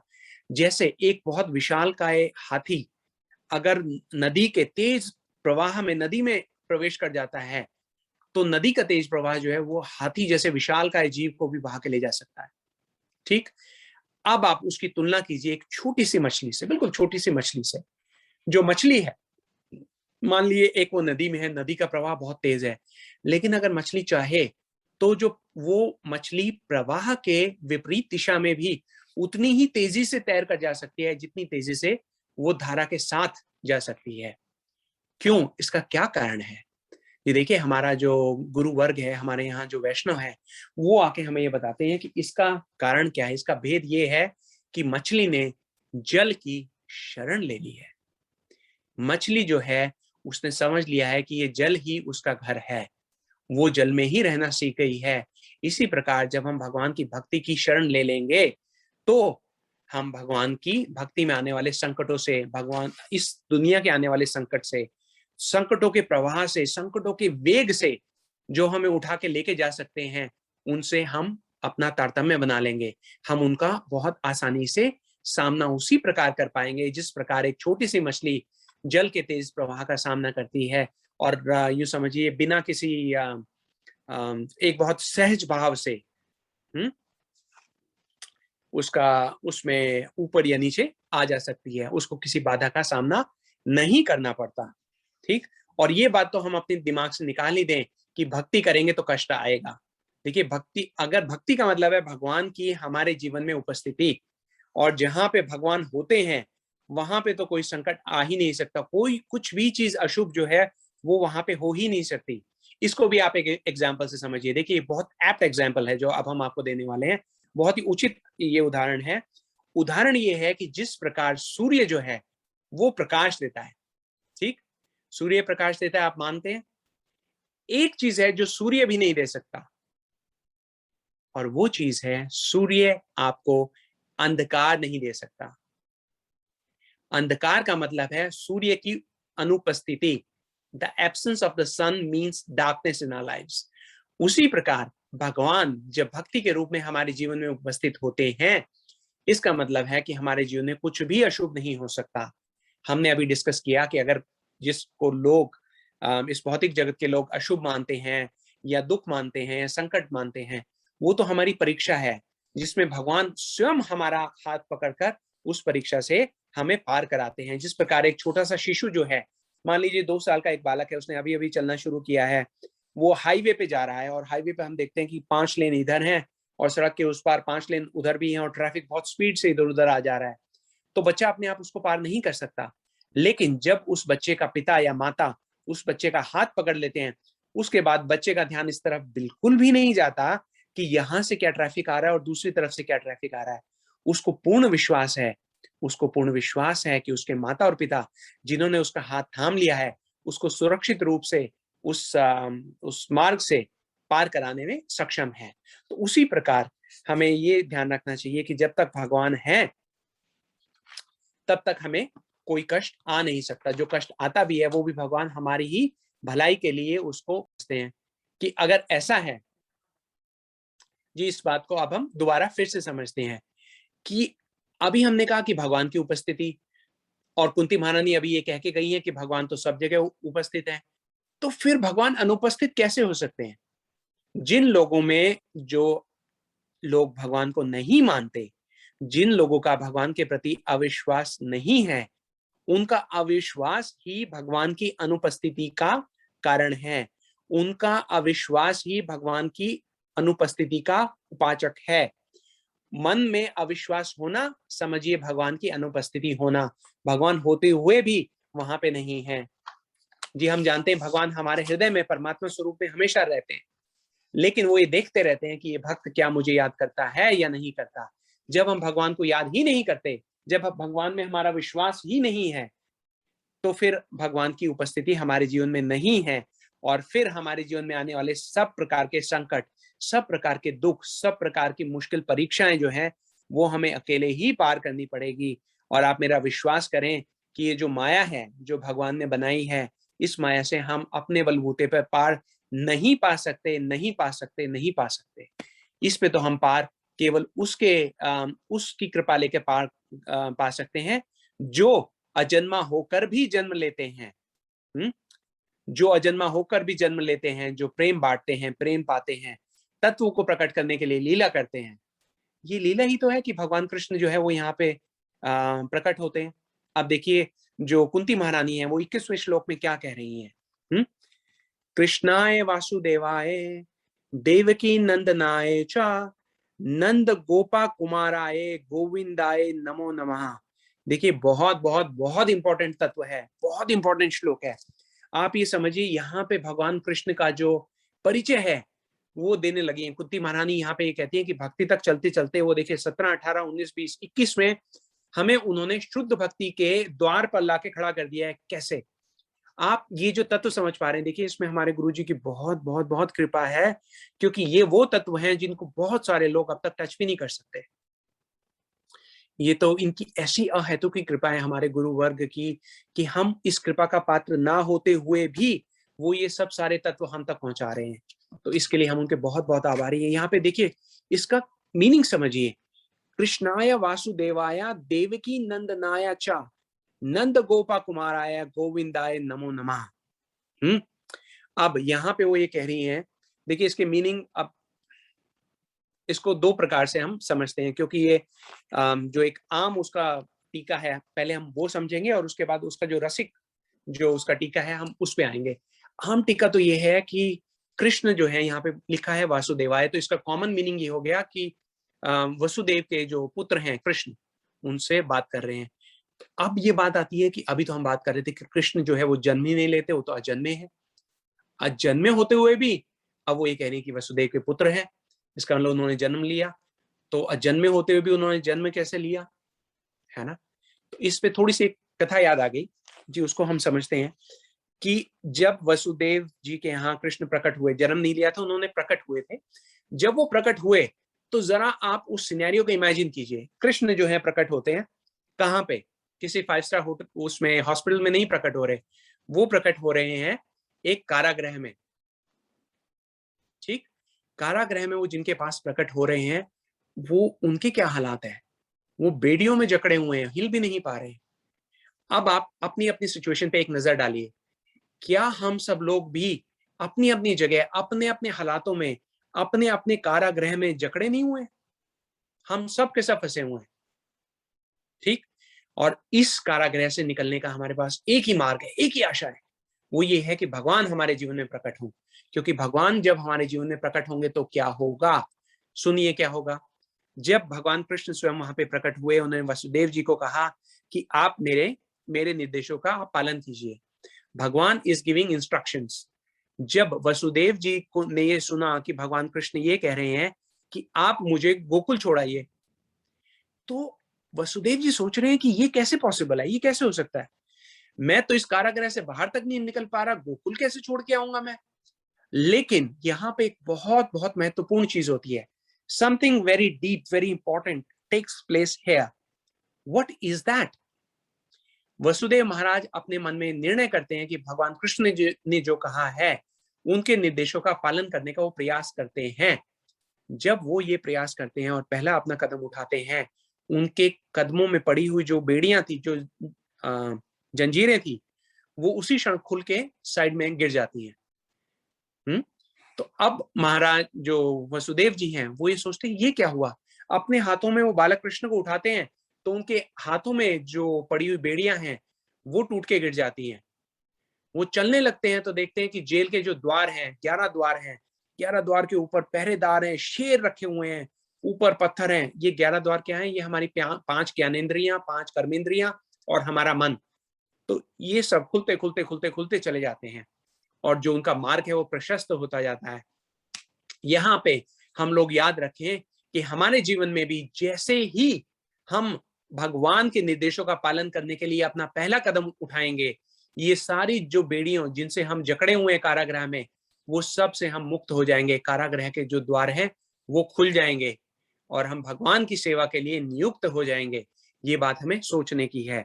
लेकिन इसके अलावा जो यहाँ पे जो एक उससे भी बड़ा तत्व जो प्रकट होता है, वो आप ये समझिए कि भगवान का यहाँ पे वास्तविक परिचय दिया जा रहा है। क्यों? क्योंकि वो ये कहती है, नंद गोपा कुमाराय गोविंदाय नमो नमः। अब तक उन्होंने कहा कृष्णाय वासुदेवाय, देवकी नंदनाय चा, देवकी नंदनाय चा। लेकिन यहाँ पे जो देवकी शब्द यूज किया गया है, ये देवकी शब्द भी, देवकी संबोधन भी यशोदा मैया के लिए किया हुआ है ना। देखिए, जो भक्त लोग हैं वो ये जानते हैं कि जिस प्रकार से हम देखते हैं कि विष्णु सहस्त्र नाम है ना, उसी प्रकार से आदि पुराण में यशोदा जी के भी सहस्त्र नाम है, और यशोदा जी के जो नाम है उनमें से एक नाम उनका देवकी भी है। अगर ऐसा ना होता तो देखिए यहाँ पे क्यों बोलती हैं कि नंद गोपा कुमाराय गोविंदाय नमो नमः, गोविंदाय नमो नमः। गोविंद जो गायों का भी और इंद्रियों का भी जो उनका पालन करते हैं, हाँ, उनको खुशी देते हैं, उनको आह्लाद प्रदान करते हैं। तो बोली आप वो हैं जिनको मैं बारंबार नमस्कार करती हूँ। तो यहाँ पे जो है भगवान का असली परिचय ये है कि भगवान जो है वो नंद और यशोदा जी के पुत्र हैं। तो ब्रज की भक्ति जो सर्वोत्तम भक्ति है, वहां तक देखिए, इसलिए हम कह रहे थे कि पहले कैंटो में कितने बड़े बड़े हिंट है, ट्रेलर दिया है। कुंती महारानी ये कह रही है कि मुझे पता है कि आप मतलब वसुदेव, लोग बोलते हैं आपको वसुदेव के आप पुत्र हैं, लेकिन मैं जानती हूँ कि तत्वतः आप कौन है ना। और ये बात तो आप लोगों के लिए, हम लोगों के लिए जानना भी जरूरी है, और इसका प्रचार करना भी बहुत जरूरी है। क्योंकि बहुत सारे लोग आज तक ये सोचते हैं कि भगवान कृष्ण जो है वो विष्णु जी का अवतार है ना। हमें ये समझना है कि विष्णु जी जो हैं वो कृष्ण से निकले हैं। एक्चुअली तो बलदेव प्रभु से निकले हैं, पर चलिए वो टॉपिक अलग हो जाएगा। लेकिन तत्वतः कौन है, हमें समझना चाहिए कि कृष्ण कौन है। कृष्ण ही आदि पुरुष हैं, कृष्ण ही भगवान है। विष्णु जो है वो कृष्ण में से ही निकले हैं।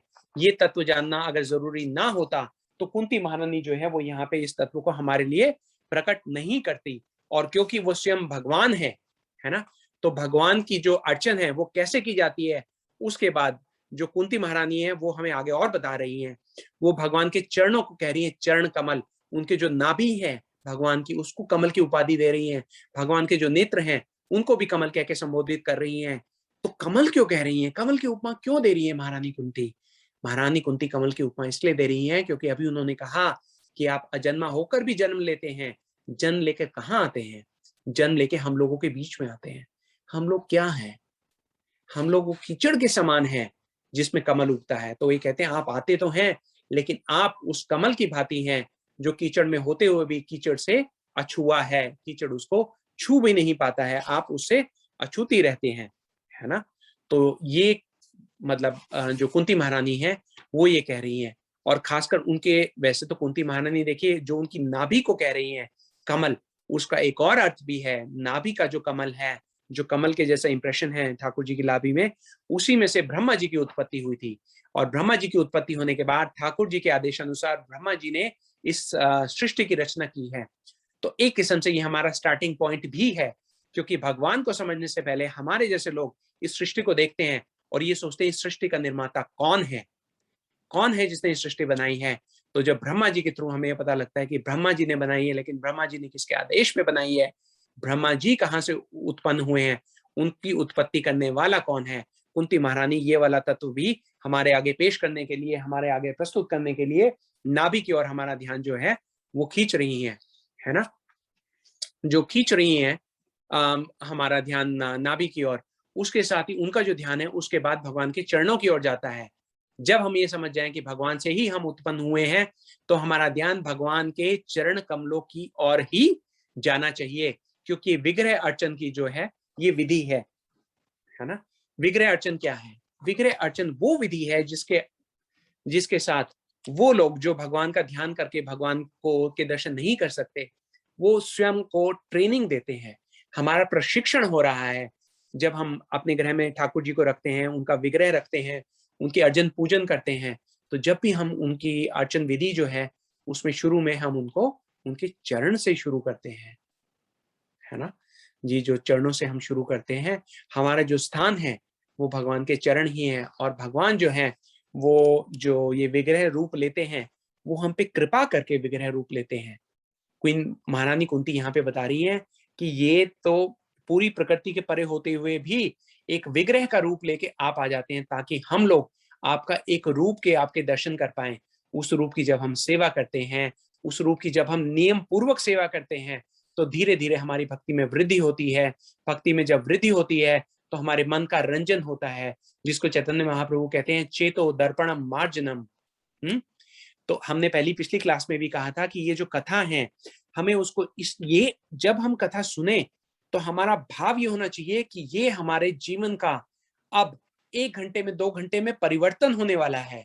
कथा कहने का ध्येय ये नहीं हो सकता कि हम एक कथा कहें, उससे किसी को इम्प्रेस करें और कथा बहुत अच्छी लगी, सब लोग बोले बहुत अच्छी कथा थी, लेकिन वो कथा उनको विचलित ना करे।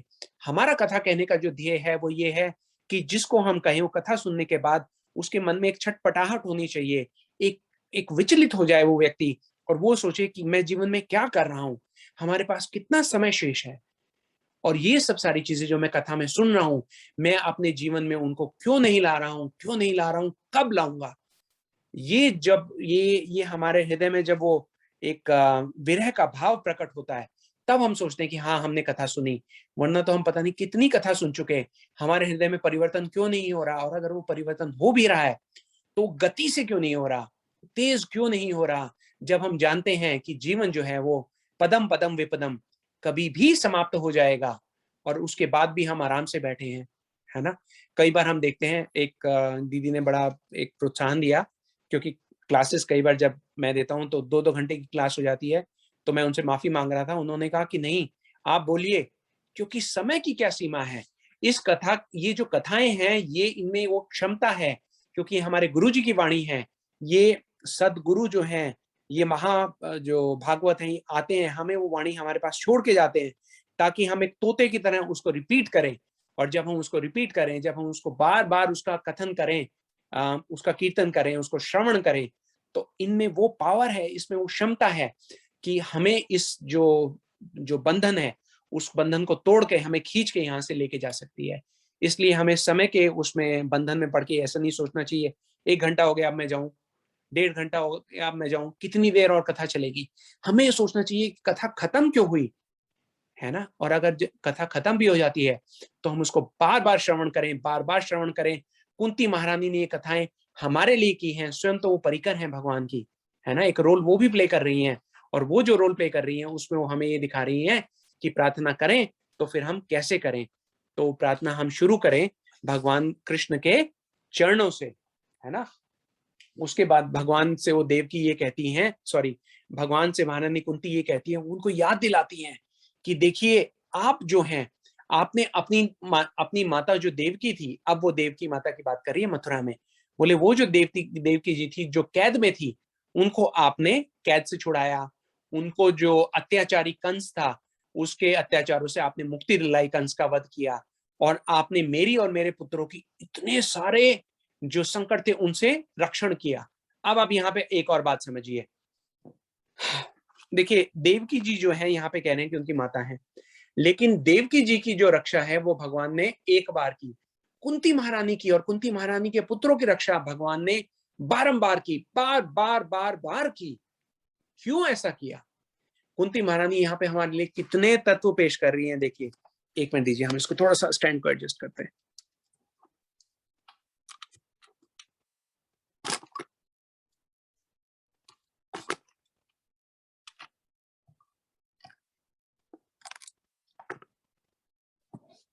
ये कुंती महारानी जो है हमारे लिए इन सब सारे तत्वों को प्रस्तुत कर रही है ताकि हम समझे भगवान ने स्वयं अपनी माता की रक्षा सिर्फ एक बार की, माता के पुत्रों की भी रक्षा नहीं की, लेकिन कुंती महारानी के पुत्रों की रक्षा की।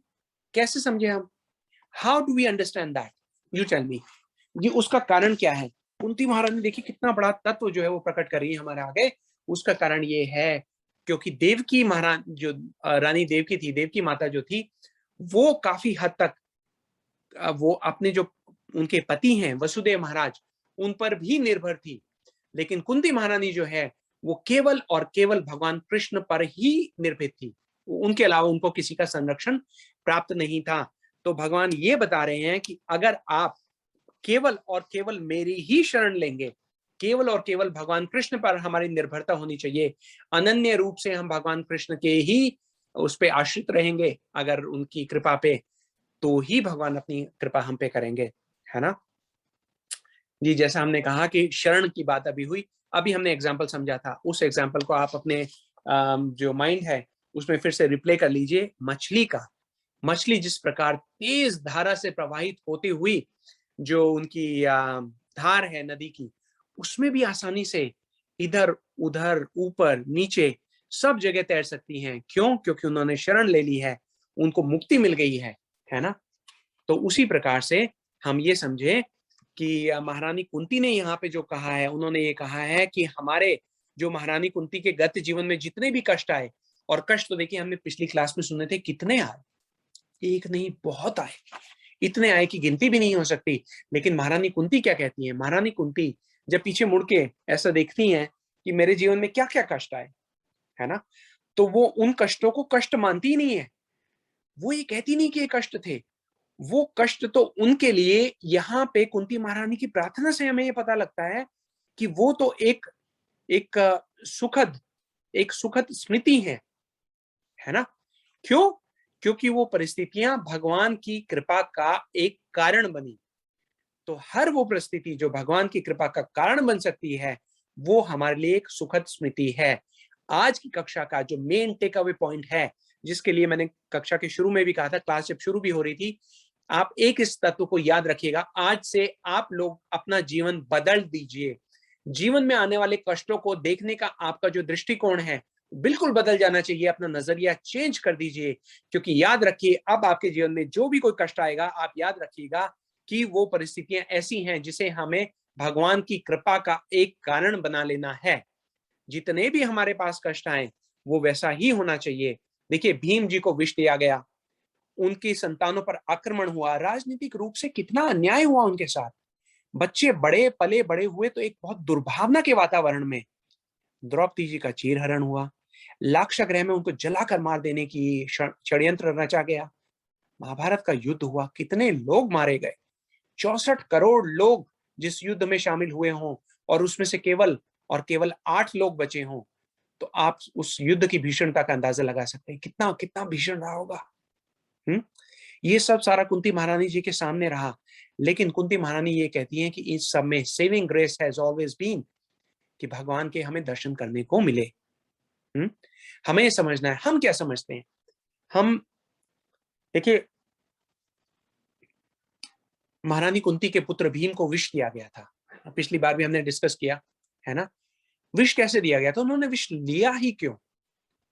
वो विष उन्होंने इसलिए ले लिया क्योंकि उनको जो विष दिया गया था वो एक मिठाई में मिला के दिया गया था, है ना। उनको ये कहा कि लीजिए ये मिठाई है, और देने वाले ने बहुत प्रेम के साथ दिया। दुर्योधन जी ने स्वयं दिया था, महापुरुष जो हमारे दुर्योधन जी महाराज है, उन्होंने स्वयं विष दिया और बहुत प्रेम के भाव के साथ दिया। और ऐसा जब वो विष दिया जा रहा था तो कड़वा नहीं लग रहा था, वो बहुत मीठा लग रहा था, है ना। हमारा जीवन भी ऐसा ही है। हमारे जीवन के आसपास की जो जितनी भी परिस्थितियां हैं वो हमें अभी बड़ी प्रेममयी लग रही हैं, बहुत सुखद लग रही हैं, बहुत मीठी लग रही हैं हमें, है ना।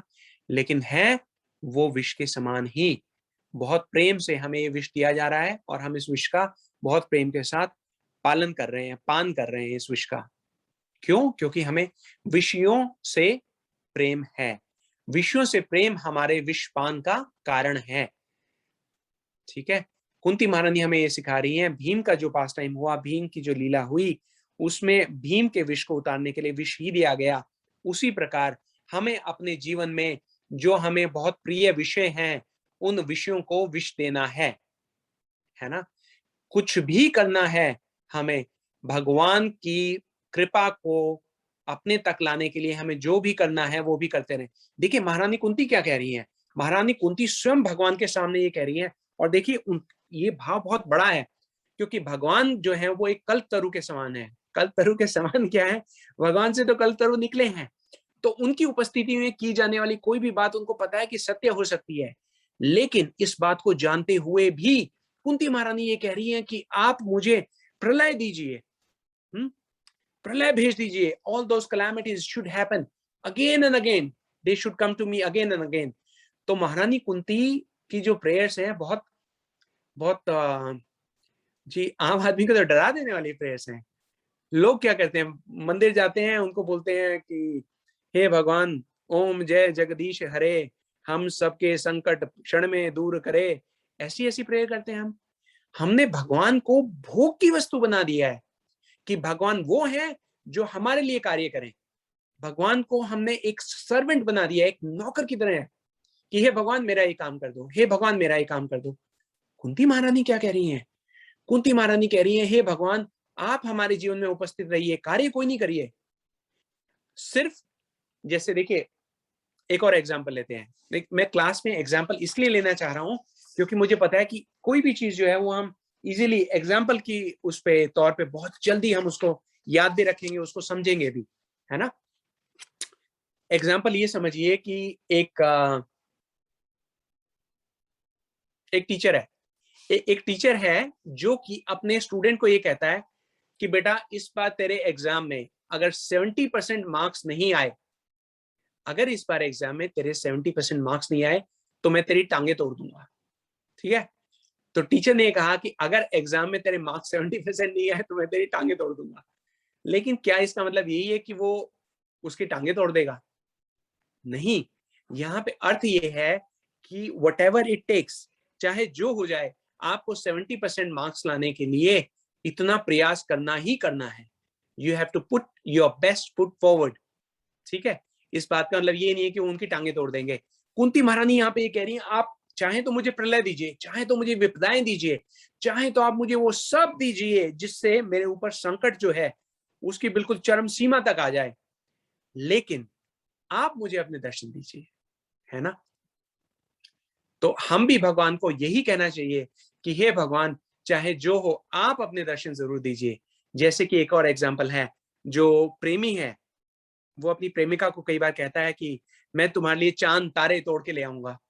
अब चांद तारे को तोड़ने की तो वस्तु है नहीं, और अगर उन भाई साहब को ये कह दो कि अच्छा चांद ले आओ और 4-5 तारे भी लेते आना साथ में, तो वो लेके थोड़ा आ सकते हैं, ये एक एग्जाम्पल है इस बात को, इस भाव को प्रकट करने का, अपने प्रेम की परिकाष्ठा को समझाने का एक माध्यम मात्र है। उसी प्रकार से कुंती महारानी ये कह रही है कि हे भगवान, आप चाहो तो प्रलय दे दो, लेकिन आप हमारे जीवन से मत जाओ, क्योंकि भगवान कृष्ण ने ये कहा है कि आप अब तो आप पूरी रूप से सुरक्षित हैं। आपका जो फ्यूचर है, आप जो उत्तरा जी के गर्भ में उन्होंने महाराज परीक्षित की का जो रक्षण किया है, वो उन्होंने कहा है कि आपका प्रेजेंट भी सेफ है और आपका फ्यूचर भी सेफ है, अब मैं जा सकता हूँ। देखिए, यहाँ पे भगवत गीता का श्लोक याद आता है हमें। भगवान कृष्ण कहते हैं कि ब्रह्म भूता प्रसन्न आत्मा न शोचती न कांक्षती सम सर्वेषु भूतेषु मद भक्ति लपते पराम। हाँ, भगवान ने पूरी दुनिया की साइकोलॉजी के आज तक जितने भी रिसर्च हुए हैं, जितनी भी बड़ी बड़ी बुक्स लिखी गई हैं, जितनी भी लाइब्रेरीज भरी गई हैं, उन सब को भगवान ने 2 लाइन में एक्सप्लेन कर दिया है। क्या कहते हैं, फिर से सुनिए। वो ये कहते हैं कि ब्रह्म भूता प्रसन्न आत्मा न शोचती न कांक्षती सम सर्वेषु भूतेषु मद भक्ति लपते पराम। प्रसन्न आत्मा कौन है? प्रसन्न आत्मा वो है जिसको मेरी भक्ति की प्राप्ति हो गई है। ऐसा होने पर क्या होगा? ऐसा होने पर ना सोचती ना कांक्षती। 2 चीजें हैं जो हमें बड़ा कष्ट देती है। एक तो पास्ट, जो चला गया, हम शोक करते हैं, है ना, सोचती कि अरे रे ऐसा हो गया, ओहो वैसा हो गया। हम ये कहते हैं अरे कल ही हम टमाटर ले लेते तो अच्छा था, आज तो उसके भाव बढ़ गए। कल पेट्रोल भरवा लेते, आज महंगा हो गया। ये वाला शेयर खरीद लेते, ऐसा हो जाता। हाँ, बेटे की शादी इससे नहीं करनी थी, उससे करनी थी। घर हमने यहाँ नहीं खरीदना था, वहां खरीदना चाहिए था। हमें 11th में मेडिकल नहीं लेना चाहिए था, नॉन मेडिकल ले लेना चाहिए था। शोक करते रहते हैं। फिर हम भविष्य की फिक्र करते रहते हैं कि चलिए अब हमने मेडिकल ले लिया तो क्या होगा, नॉन मेडिकल ले लिया तो क्या होगा, ये शेयर खरीद लिया तो क्या होगा, ऐसा किया तो क्या होगा। भगवान ये कहते हैं ना सोचती ना कांक्षती, उसको फ्यूचर की चिंता भी नहीं रहती और पास्ट की कोई शोक भी नहीं रहता। महारानी कुंती क्या कह रही है कि मेरे साथ जो जो हुआ तो बहुत अच्छा था, क्योंकि आप आए। और अगर आप जा रहे हो ये कह के कि हमें कोई संकट नहीं है इसलिए आप जा रहे हो, तो ये सबसे बड़ा संकट है ना। अब यहाँ पे हम चलिए एक टेस्ट करते हैं। ठीक, अभी तो सब लोगों का जो ऑडियो है वो म्यूट है, म्यूट ही छोड़ दीजिए। लेकिन आप अपने अपने मन में एक टेस्ट कीजिए, हम कैसे माने कि हम भगवान की कृपा के पात्र हैं या नहीं। ये अगर हम पता करें तो ये हम कैसे पता करें? ये पता करने का एक उपाय है, हम स्वयं से एक प्रश्न पूछें, क्या हम अपने कष्टों के समय को भगवान की कृपा मानते हैं? उस समय जब हमारे ऊपर मान लीजिए अपने ही कर्मों के द्वारा निर्मित कोई कष्ट आ जाए, तो क्या हम ऐसा सोचते हैं कि वो भगवान की कृपा है, या हम ऐसा सोचते हैं कि भगवान ने हमारे साथ बुरा कर दिया? क्या हम सही में इस बात को मानते हैं कि हमारे कष्ट का कारण हम स्वयं हैं, हमारे द्वारा निर्मित कर्म स्वयं है? अगर नहीं तो हमें ये पता होना चाहिए कि कष्ट के समय की गई भक्ति जो है वो ज्यादा फलदायक होती है। इसको समझने के लिए चलिए एक काम करते हैं, इसको अच्छी तरीके से समझने के लिए हम एक और एग्जांपल लेते हैं, बहुत इंपॉर्टेंट है, इसलिए इस एग्जांपल पे आप ध्यान दीजिएगा। ठीक है, आम धारणा यही है, एक भ्रांति यही है कि कष्ट जो है वो हमें दुख का कारण है ना, कष्टों में दुख होता है, ये सब सारे लोग समझते हैं। अब क्या पांडवों को भी कष्ट हुए थे? कई बार लोग प्रश्न करते हैं कि भगवान के जो भक्त थे उनको इतने कष्टों का सामना करना पड़ा। तो इस सवाल को आज हम एक बार उठाते हैं और इसको हम देखते हैं।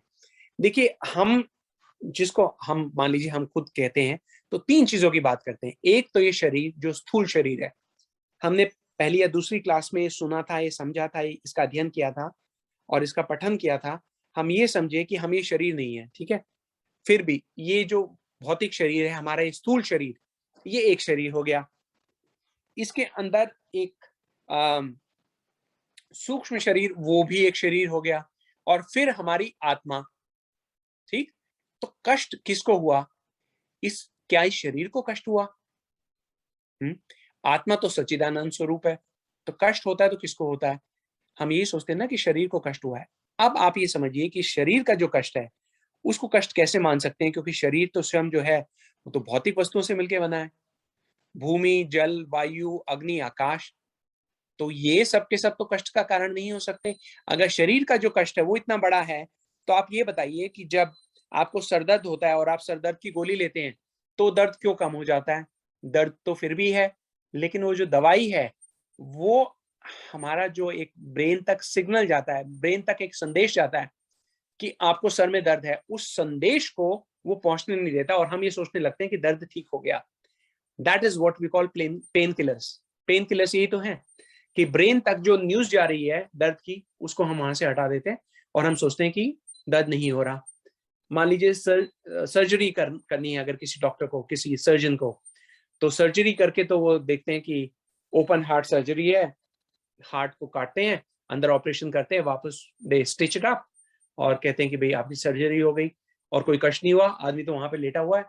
क्यों? उसको सिर्फ दवाई दे दी गई ताकि उसका जो दिमाग है वो सुन्न हो जाए, उसको पता लगना बंद हो जाए कि उसके साथ क्या हो रहा है। इसलिए कष्ट शरीर का नहीं है ना? आत्मा को कष्ट होता है। क्यों? क्योंकि आत्मा अपनी जो गंतव्य है उससे दूर है। आत्मा कहाँ खुश रह सकती है? भगवान के साथ। तो ये जो सूक्ष्म शरीर है, जो हमारी आत्मा की शरीर के साथ कड़ी है, मन, बुद्धि और अहंकार से बना हुआ ये सूक्ष्म शरीर, अगर हम इसे ही ठाकुर जी को अर्पित कर देंगे, तो फिर आप बताइए कि दुख कहाँ हुआ? दुख तो फिर हुआ ही नहीं।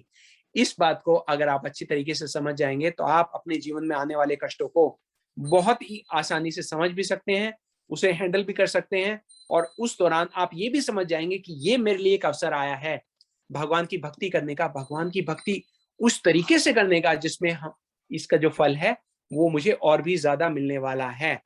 उसके लिए एक बात और इंपॉर्टेंट है, कुंती महारानी कह रही है। देखिए, मैं एक एक श्लोक को अब नहीं पढ़ रहा क्योंकि हमारे पास समय जो है वो मुझे नर्वस कर रहा है, इसलिए मैं उनका जो सार है उसी को डिस्कस कर रहा हूँ आप लोगों के लिए, क्योंकि आप सब जो श्रोता हैं बहुत सार ग्रही हैं और मैं देख रहा हूँ कि 1.5 घंटा हो गया, आप सब लोग इतने सारे लोग अभी भी जुड़े हुए हैं, तो मैं उसको सार को टच करते हुए आगे बढ़ रहा हूँ। ये कृपा हमारे पास तब तक नहीं हो सकती जब तक हम इस संसार में सुख की आशा बना के रखेंगे, जब तक हमारे दिमाग में ये बात नहीं जाएगी कि ये जो संसार है ये है दुखालयम और अशाश्वतम। ये बात हमारे मन में घर करनी बहुत बहुत आवश्यक है। अदरवाइज हम ये सोचेंगे कि शायद इस संसार में हमें सुख मिल जाएगा, अभी नहीं मिला कल मिल जाएगा, कल नहीं मिला 6 महीने बाद तो मिल ही जाएगा, अगले साल मैंने जो फिक्स डिपॉजिट कराया हुआ है वो मैच्योर हो जाएगा, तब तो मैं पक्का खुश हो जाऊंगा, मेरा जो बच्चा है वो इस बार बोर्ड के एग्जाम क्लियर कर लेगा तो मेरी बहुत बड़ी चिंता दूर हो जाएगी। अब लेकिन कब? जब तक हम ये सोचते हैं कि ये संसार हमें क्षण मात्र का भी सुख दे सकता है, तब तक हम भगवान की कृपा का पात्र नहीं बन सकते हैं, है ना? और क्योंकि हम भगवान की बात मानते नहीं है, इसलिए भगवान के भक्त क्या करते हैं? भगवान के भक्त स्वयं को एक उदाहरण के रूप में प्रस्तुत करते हैं, जैसे यहाँ पे कुंती महारानी प्रस्तुत कर रही हैं और वो ये कह रही हैं कि जो कष्ट हैं, ये कष्ट में हम भगवान की भक्ति करें तो वो ज्यादा फलदायक होती है और हमें इस संसार से कोई सुख की उम्मीद नहीं है। सो मच सो, यहां तक कि जब भगवान ने कहा कि आपके पास अब सुख पूर्वक समय आ रहा है, तो कुंती महारानी कहती है मुझे पता है कि ये सुख नहीं है, सुख आपका दर्शन ही है ना? और आपका दर्शन सुख इसलिए है क्योंकि हे भगवान, मुझे पता है आप दीनों के नाथ हो, आप जिसके पास और कुछ भी नहीं है भौतिक स्तर पर, उसके पास आप हो, आप दीन बंधु हो, है ना? जी देखिए, दीन बंधु से एक और बात याद आई अभी, क्योंकि ब्रज की, देखिए ब्रज की बात महारानी कुंती 2 जगह कर रही है अपनी प्रार्थना में, एक बार वो कर चुकी हैं, ट्रेलर उन्होंने हमें दे दिया है, अब हम जो हैं वो ब्रज भाव को अपने हृदय में थोड़ा थोड़ा प्रकट करें, है ना? प्रकट ऐसे करें कि अब ये महारानी कुंती कह रही है भगवान आप दीन बंधु हैं। अभी कुछ समय पहले रथ यात्रा निकली थी, तो कई लोगों ने मैसेज भेजे, उन्होंने कहा कि जिस प्रकार से रथ यात्रा खींची गई उस दौरान किसी ने कहा कि दीन बंधु दीनानाथ मेरी डोरी तेरे हाथ। काफी लोग, काफी भक्त जो है वो इस मूड में भक्ति करते हैं कि हमारी डोरी आपके हाथ में है, आप स्वयं हमारा संचालन करें, हमें जहां लेके जाना है आपने ले जाएं। और वो उदाहरण देते हैं कि महाभारत के युद्ध में अर्जुन ने अपने रथ की जो बागडोर थी वो भगवान कृष्ण के हाथ में दे दी, ठीक है? लेकिन रसिक वैष्णव जन जो है वो एक और दर्शन हमें देते हैं, एक और टीका हमें देते हैं, वो ये कहते हैं कि हमें इसको इस प्रकार से सोचना चाहिए कि दीन बंधु दीनानाथ तेरी डोरी मेरे हाथ। अब ये तो मामला ही पलट गया, वो पूरा उल्टा हो गया। कैसे? अब भगवान को ये कह रहा है दीन बंधु दीनानाथ तेरी डोरी मेरे हाथ, ये तो हमने कभी नहीं सुना, तो ये कैसे हुआ? अब आप देखिए ये कैसे होता है। जब जगन्नाथ भगवान की रथ यात्रा निकलती है, तो वो सांकेतिक रथ यात्रा है। वो ये कहते हैं कि इस रथ यात्रा में जो ब्रज की जो गोपांगनाएं हैं वो आई हैं और भगवान को खींचकर वापस ब्रज वृंदावन लेके जा रही हैं। तो भगवान जो है वो बैठे हुए हैं और उनको डोरी से उनके रथ को बांध दिया है और वो डोरी को खींच के कहां पे लेके जा रहे हैं? ब्रज वृंदावन। तो हमें ये समझना चाहिए कि यहाँ पे जब हम कहते हैं दीन बंधु, तो हमें ये भी समझना चाहिए कि हम जो भगवान से चाहते हैं तो ठीक है, लेकिन भगवान क्या चाहते हैं हमें इस बात पे भी विचार करना चाहिए। भगवान चाहते हैं कि वो स्वयं अपने भक्तों के हाथों खींचे जाएं, उनके जो भक्त हैं वो निर्धारित करें कि उनके साथ क्या हो। यही भगवान को पसंद है। तो हम अगर भक्ति की बात करते, देखिए कुंती महारानी खींचते खींचते हमें कहां तक ले आई है। हमें भगवान के चरणों की भक्ति उन्होंने सिखाई, उनका किस प्रकार से उनका अर्चन होना चाहिए ये सिखाया, और हिंट भी दे दिया। हिंट कहाँ का दे दिया? ब्रज का। ब्रज का जहां पे हिंट आ जाए तो वहां पे ये समझिए कि भक्ति की परम जो परिकाष्ठा है वहां तक पहुंच गए हैं। मान लीजिए जहां पे जो भगवान है वो भक्तों के संकट नहीं सॉल्व करते, भगवान कहते हैं मेरे संकट सॉल्व करो। जी, तृणाव्रत जो आया, सॉरी शक्तासुर जब आया था, भगवान कृष्ण ने पहली बार करवट ली तो यशोदा मैया ने उत्सव मनाया, है ना जी। तो ये उत्सव ऐसा होता है जिसको माँ बनाती है। जब जन्म होता है बालक का तो जो उत्सव होता है वो पिता मनाते हैं। उस वक्त नंदोत्सव किया था नंद महाराज ने। जब कृष्ण ने पहली करवट ली तो उत्सव मना, उस उत्सव को मनाया यशोदा मैया ने। तो यशोदा मैया बहुत बिजी हैं, अब बिजी हैं तो सब लोगों को अटेंड कर रही हैं, बहुत जोर से म्यूजिक है, सब लोग बैंड बाजे बजा रहे हैं, और कृष्ण जो है वो क्योंकि थक गए हैं उनको एक शकट के नीचे सुला दिया गया है। तो जब कृष्ण उठते हैं तो देखते हैं मैया मेरे पास नहीं है।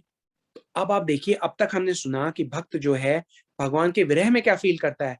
1 मिनट के लिए हम ब्रज में चलते हैं और ये देखें कि भगवान जो है वो अपने भक्तों के विरह में क्या फील करते हैं। भगवान रोने लगते हैं, कहते हैं कहाँ है मैया, कहाँ गए सब ब्रजवासी, किस काम में बिजी हो गए, मुझे छोड़ गए। रूस के वो रोने लगते हैं और रोते रोते वो ये कहते हैं कि ये ऐसे नहीं मानेंगे। वो अपना पैर जो है वो टच करते हैं उस शकट को, उस छकड़े को, और वो पूरा छकड़ा ऊपर जाता है। उसमें असुर भी होते हैं, तो ऊपर जाता है, आके गिर जाता है, पूरा नष्ट हो जाता है, शोर मचता है, सब लोग भागे भागे आते हैं और अपने नन्हे से कान्हा को उठा के अपने हृदय से लगा लेते हैं। भगवान ये चाहते हैं कि वो भक्तों पर अपनी निर्भरता दिखाना चाहते हैं। वो ये कहते हैं कि मैं 100% अपने भक्तों पर निर्भर हूं। इस प्रकार की वो भक्ति चाहते हैं। देखिए, है ना। अब हमें खुद से प्रश्न करना चाहिए कि जिस प्रकार, कहीं ऐसा तो नहीं हम जीवन का एक उत्सव मनाने में इतना बिजी हो गए हैं, इतना शोर हो रहा है चारों तरफ बैंड का बाजे का, कि हम भगवान कृष्ण को ही कहीं भूल तो नहीं गए हैं। कहीं हम दुनिया भर का हरिनाम सुनते सुनते, कीर्तन सुनते सुनते कहीं ऐसा तो नहीं कर रहे कि हमें स्वयं अपने हरिनाम की आवाज आनी बंद हो गई है। हम स्वयं भगवान का जो जाप है, उसकी जो पुकार है, हम स्वयं उसकी पुकार को अपने कर्णों में प्रवेश नहीं करवा पा रहे हैं। ये सब सारी चीजें हमें सोचने की है। इसका हिंट जो है हमारे गुरु वर्ग वैष्णव जन जो परम भागवत है वो आते हैं और ऐसा टीका देके हमें ये सब सारे तत्व जो हैं वो हमारे समक्ष प्रस्तुत करते हैं। वरना हम कैसे पता लगा सकते हैं कि एक जो आम जो देखने में भाषा लगती है उसमें कितने सारे तत्व जो हैं छुपे हुए हैं। और अभी तो इनमें बहुत सारी चीजें हैं, हमारे पास तो समय नहीं है, इसलिए हम बहुत छोटी छोटी चीजें डिस्कस कर रहे हैं। हमने बताया कि प्रभु अपनी दया करते हैं और किस प्रकार वो चाहते हैं, और प्रभु की दया तो ऐसी है। ये देखिए, कुंती महारानी ने बोल दिया कि आप ऐसा नहीं है कि आप पांडवों के लिए अलग थे और कौरवों के लिए अलग थे, आप सबके लिए ही एक समान हो। एक समान कैसे हैं, इसको एक एग्जांपल से समझिए। आप इमेजिन करें, कल्पना करें कि बाहर बारिश हो रही है और आपको बारिश के पानी की आवश्यकता है। बारिश तो सब पूरे शहर में हो रही है, ऐसा नहीं है कि एक घर के लिए हो रही है और आपके पड़ोस के घर के लिए नहीं हो रही है। बारिश तो हो ही रही है एक शहर में। लेकिन जब वो बारिश होती है और किसी को सही में जल की आवश्यकता है, तो वो एक छोटा सा पात्र अगर लेके बाहर जाएगा और उसको बाहर रख देगा, तो उसको ज्यादा से ज्यादा केवल उतना ही जल मिल सकता है जितनी उस पात्रता में क्षमता है, जितनी उस पात्र में जगह है। लेकिन अगर आप कोई बहुत बड़ा पात्र लेके जाते हैं तो आपको बहुत अधिक मात्रा में वो जल मिल सकता है। तो भगवान भी बारिश के उस जल की तरह हैं जो एक समान बरसते हैं। अब हम पे है कि हम भगवान की कितनी कृपा लेना चाहें, है ना।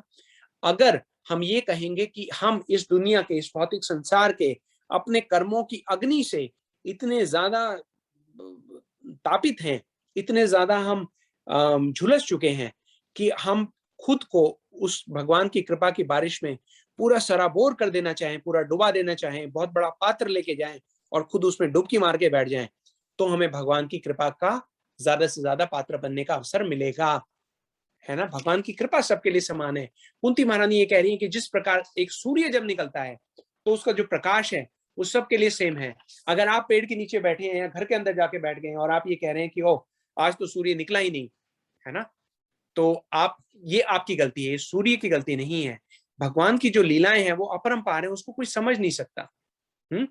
अजन्मा होकर भी जन्म लेते हैं, काल के परे होके भी ऐसे प्रदेश में, ऐसे क्षेत्र में आते हैं जो देखने में ऐसा लगता है कि काल के कंट्रोल में है, और आप व्यवहार ऐसे करते हो जैसे मान लीजिए आप काल के द्वारा ग्रसित लोग जैसा व्यवहार करते हैं। उसके बाद वो ये कहते हैं ये भी कुछ नहीं, आप ऐसे ऐसे अद्भुत रूप में आते हो कि आम व्यक्ति तो बिल्कुल अचंभित हो जाए, ऐसे अद्भुत रूप लेते हो आप भगवान के अवतार तो देखिए ना। कुंती महारानी कुछ गलत नहीं कह रही आप अवतार लेते हैं, कुर्मा अवतार लेते हैं, मत्स्य अवतार लेते हैं, वामन अवतार लेते हैं, कभी वराह अवतार ले लेते हैं आप, फिर नरसिंह अवतार लेके आते हैं। ऐसे अद्भुत आप अवतार लेके आते हैं, जैसे जैसे भक्तों की, मतलब आप जो है अपने, ऐसा लगता है कि भक्तों के ऊपर निर्भर हैं, उनको जिस प्रकार के अवतार की कृपा की आवश्यकता है आप वैसे ही बन जाते हैं, है ना। आप जलचर बन जाते हैं, आप स्थावर बन जाते, कुछ भी आप तो बन जाते हैं अपने भक्तों के लिए। कुंती महारानी हैरान है कि आप कैसे बन जाते हो। जो पूरी अखिल सृष्टि के नायक हैं, वो डर भी जिनसे डरता है, काल भी जिनसे भय खाता है, वो यशोदा मैया की छोटी सी छड़ी को देखकर डर के मारे रो रहे हैं, है ना। दामोदर लीला का यहाँ पे जिक्र किया है। कुंती महारानी वो ये कहती है कि आप मतलब उनके डर से रो रहे हैं, सही में रो रहे हैं। भगवान भूल गए हैं अपनी भगवत्ता। क्यों? क्योंकि भक्त की इच्छा है कि वो भक्त के द्वारा निर्धारित दायरे में रहें, तो भगवान उस बंधन से बंधकर सही में डर गए, सही में डर गए। काजल लगाया हुआ है उन्होंने अपनी मोटी मोटी आंखों पे और रो रहे हैं, तो उनका जो रुदन है, जो उनके अश्रु हैं, वो काजल को बहला बहला के बहा बहा के उनके कपोलों तक ले आए हैं। उनकी नासिका से श्लेष्म निकल, जैसे छोटा बच्चा रोता है वैसे ही बहुत प्यारे लग रहे हैं। बोले कि ये क्या हो रहा है, हाँ, इसको कौन समझ सकता है। वो ये बता रही है कि हम समझ से भगवान को नहीं समझ सकते। अगर भगवान हमारी समझ में आ गए तो इसका मतलब ये है कि भगवान हमारी समझ से छोटे हैं। एक और एग्जांपल लीजिए, मान लीजिए आपके पास एक छोटा सा कप है और एक बाल्टी है।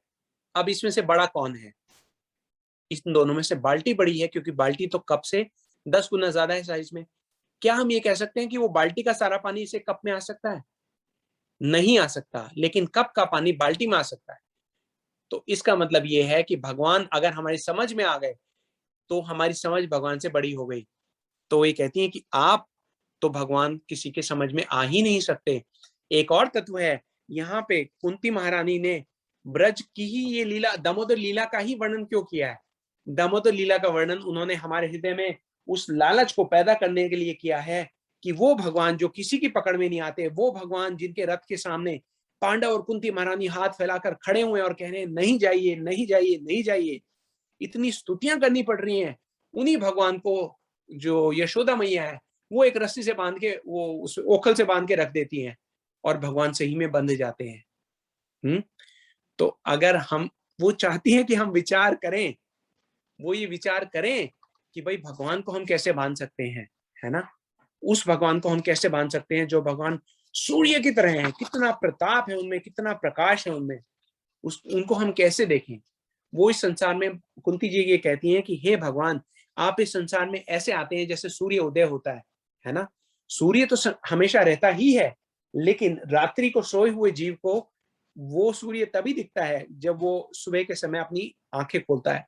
तो हम भी भगवान से कहते हैं कि हमारे भक्ति चक्षु जो हैं वो आप खोलिए, हम समझ तो पाए आप कौन हैं, आप कैसे आए। क्योंकि लोग ये कहते हैं कि शायद आप ब्रह्मा जी की प्रार्थना पे आए, कुछ लोग ये कहते हैं कि आप भक्तों के आदेश पर आए, कुछ लोग ये कहते हैं आप भक्तों के रक्षण के लिए आए, कुछ लोग ये कहते हैं कि आप धर्म की स्थापना के लिए आए।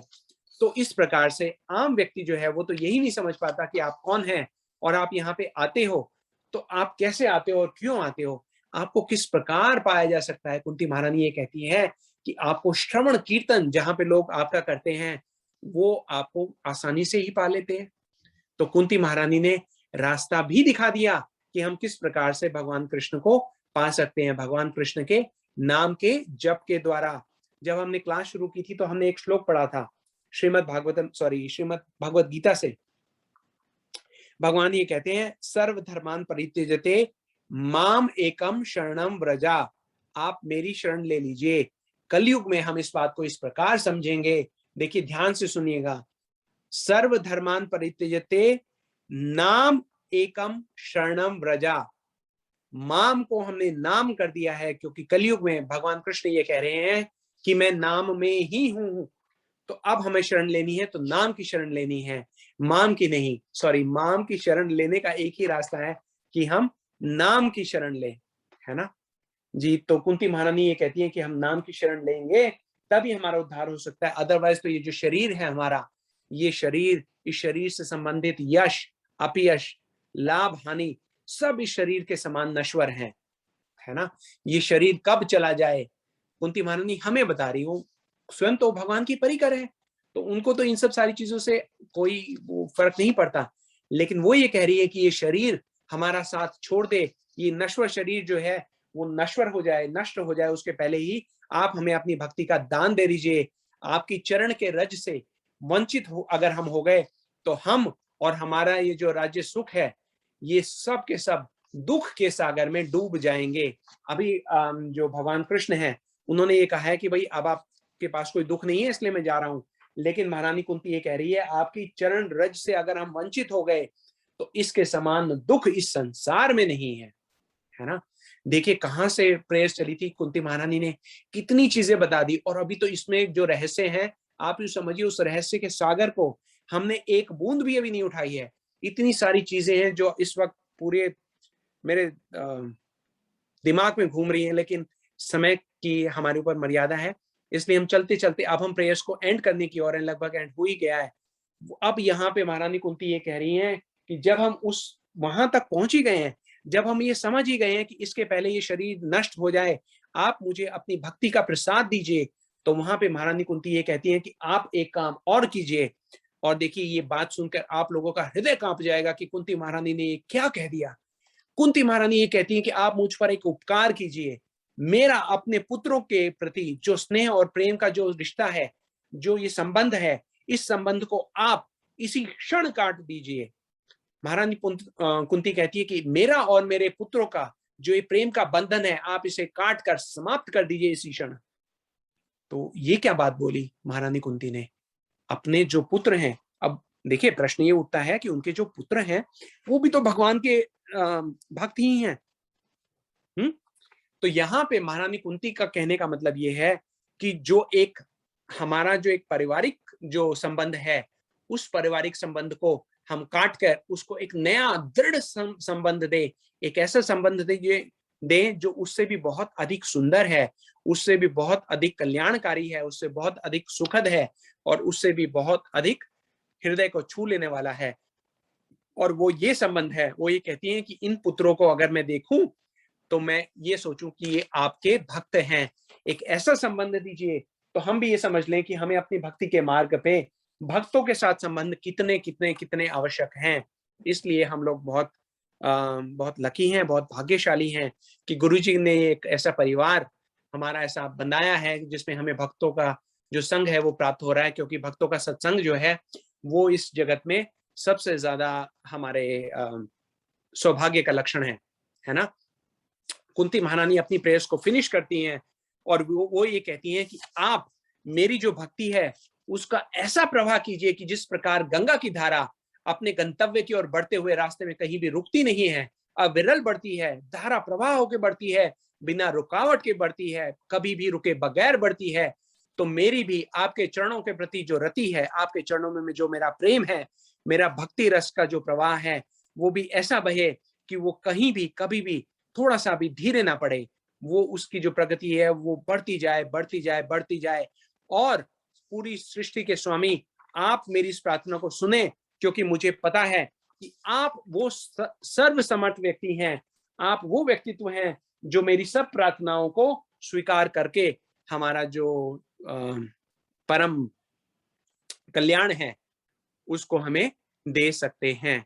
जी, मुझे एक कथा यहाँ पे रोकनी पड़ेगी, क्योंकि अगर यहाँ पे नहीं रोके तो 3-4 ऐसे तत्व दिमाग में आ गए हैं जो 1 घंटे से पहले तो हम उनको टच भी नहीं कर पाएंगे। बहुत इंपॉर्टेंट है, लेकिन क्योंकि हमारे पास समय कम है और आप लोग तो सब के सब देखिए भगवत तत्व से आप लोग भली भांति परिचित हैं। मुझे तो इतना नहीं पता, लेकिन आप लोगों की सेवा करने का एक माध्यम मुझे मिला, इसलिए मैंने थोड़ा बहुत बोला।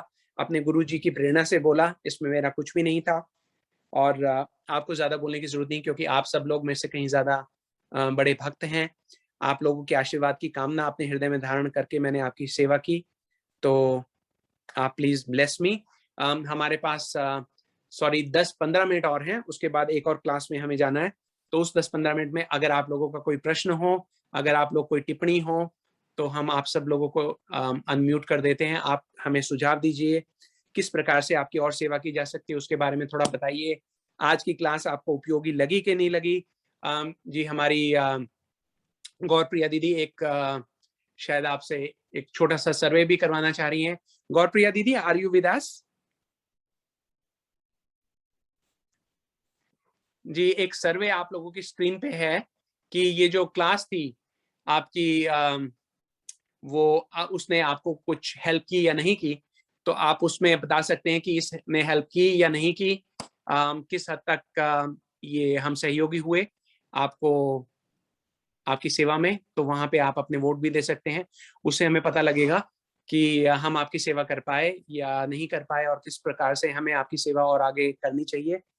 तो आप चाहें तो उसमें भी करें, और उसमें करें या ना करें, आप वैसे हमें बताइए कि आपको क्लास में क्या अच्छा लगा, क्या हमें और सुझाव देने चाहिए, और किस प्रकार से अगर आपको कोई प्रश्न हो तो आप वो भी हमारे आगे प्रस्तुत कर सकते हैं। तो आपके पास 1 मिनट है, कृपया ये जो सर्वे है उसमें आप पार्टिसिपेट करें जल्दी जल्दी। 60 सेकेंड्स हैं, ताकि हम उसके बाद आप लोगों से एक संवाद जो है वो शुरू कर सकें, आप लोगों से और सवाल जवाब सोच सकें। तो अब तक कुछ लोगों ने तो पार्टिसिपेट किया है, और भी ज्यादा लोग अगर पार्टिसिपेट करें तो ये हमारी उनसे प्रार्थना है।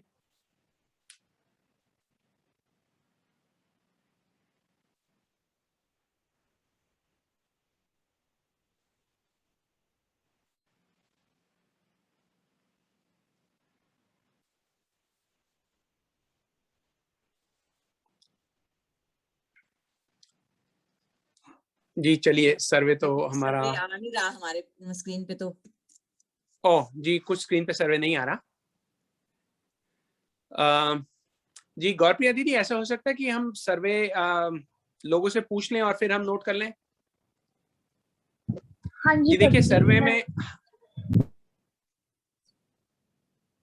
सर्वे में हम बेसिकली आपसे ये जानना चाह रहे हैं कि क्या इस कक्षा से आपको जीवन में आने वाले कष्टों को सहन करने की कोई शिक्षा मिली? क्या वो शिक्षा आपके लिए उपयोगी थी?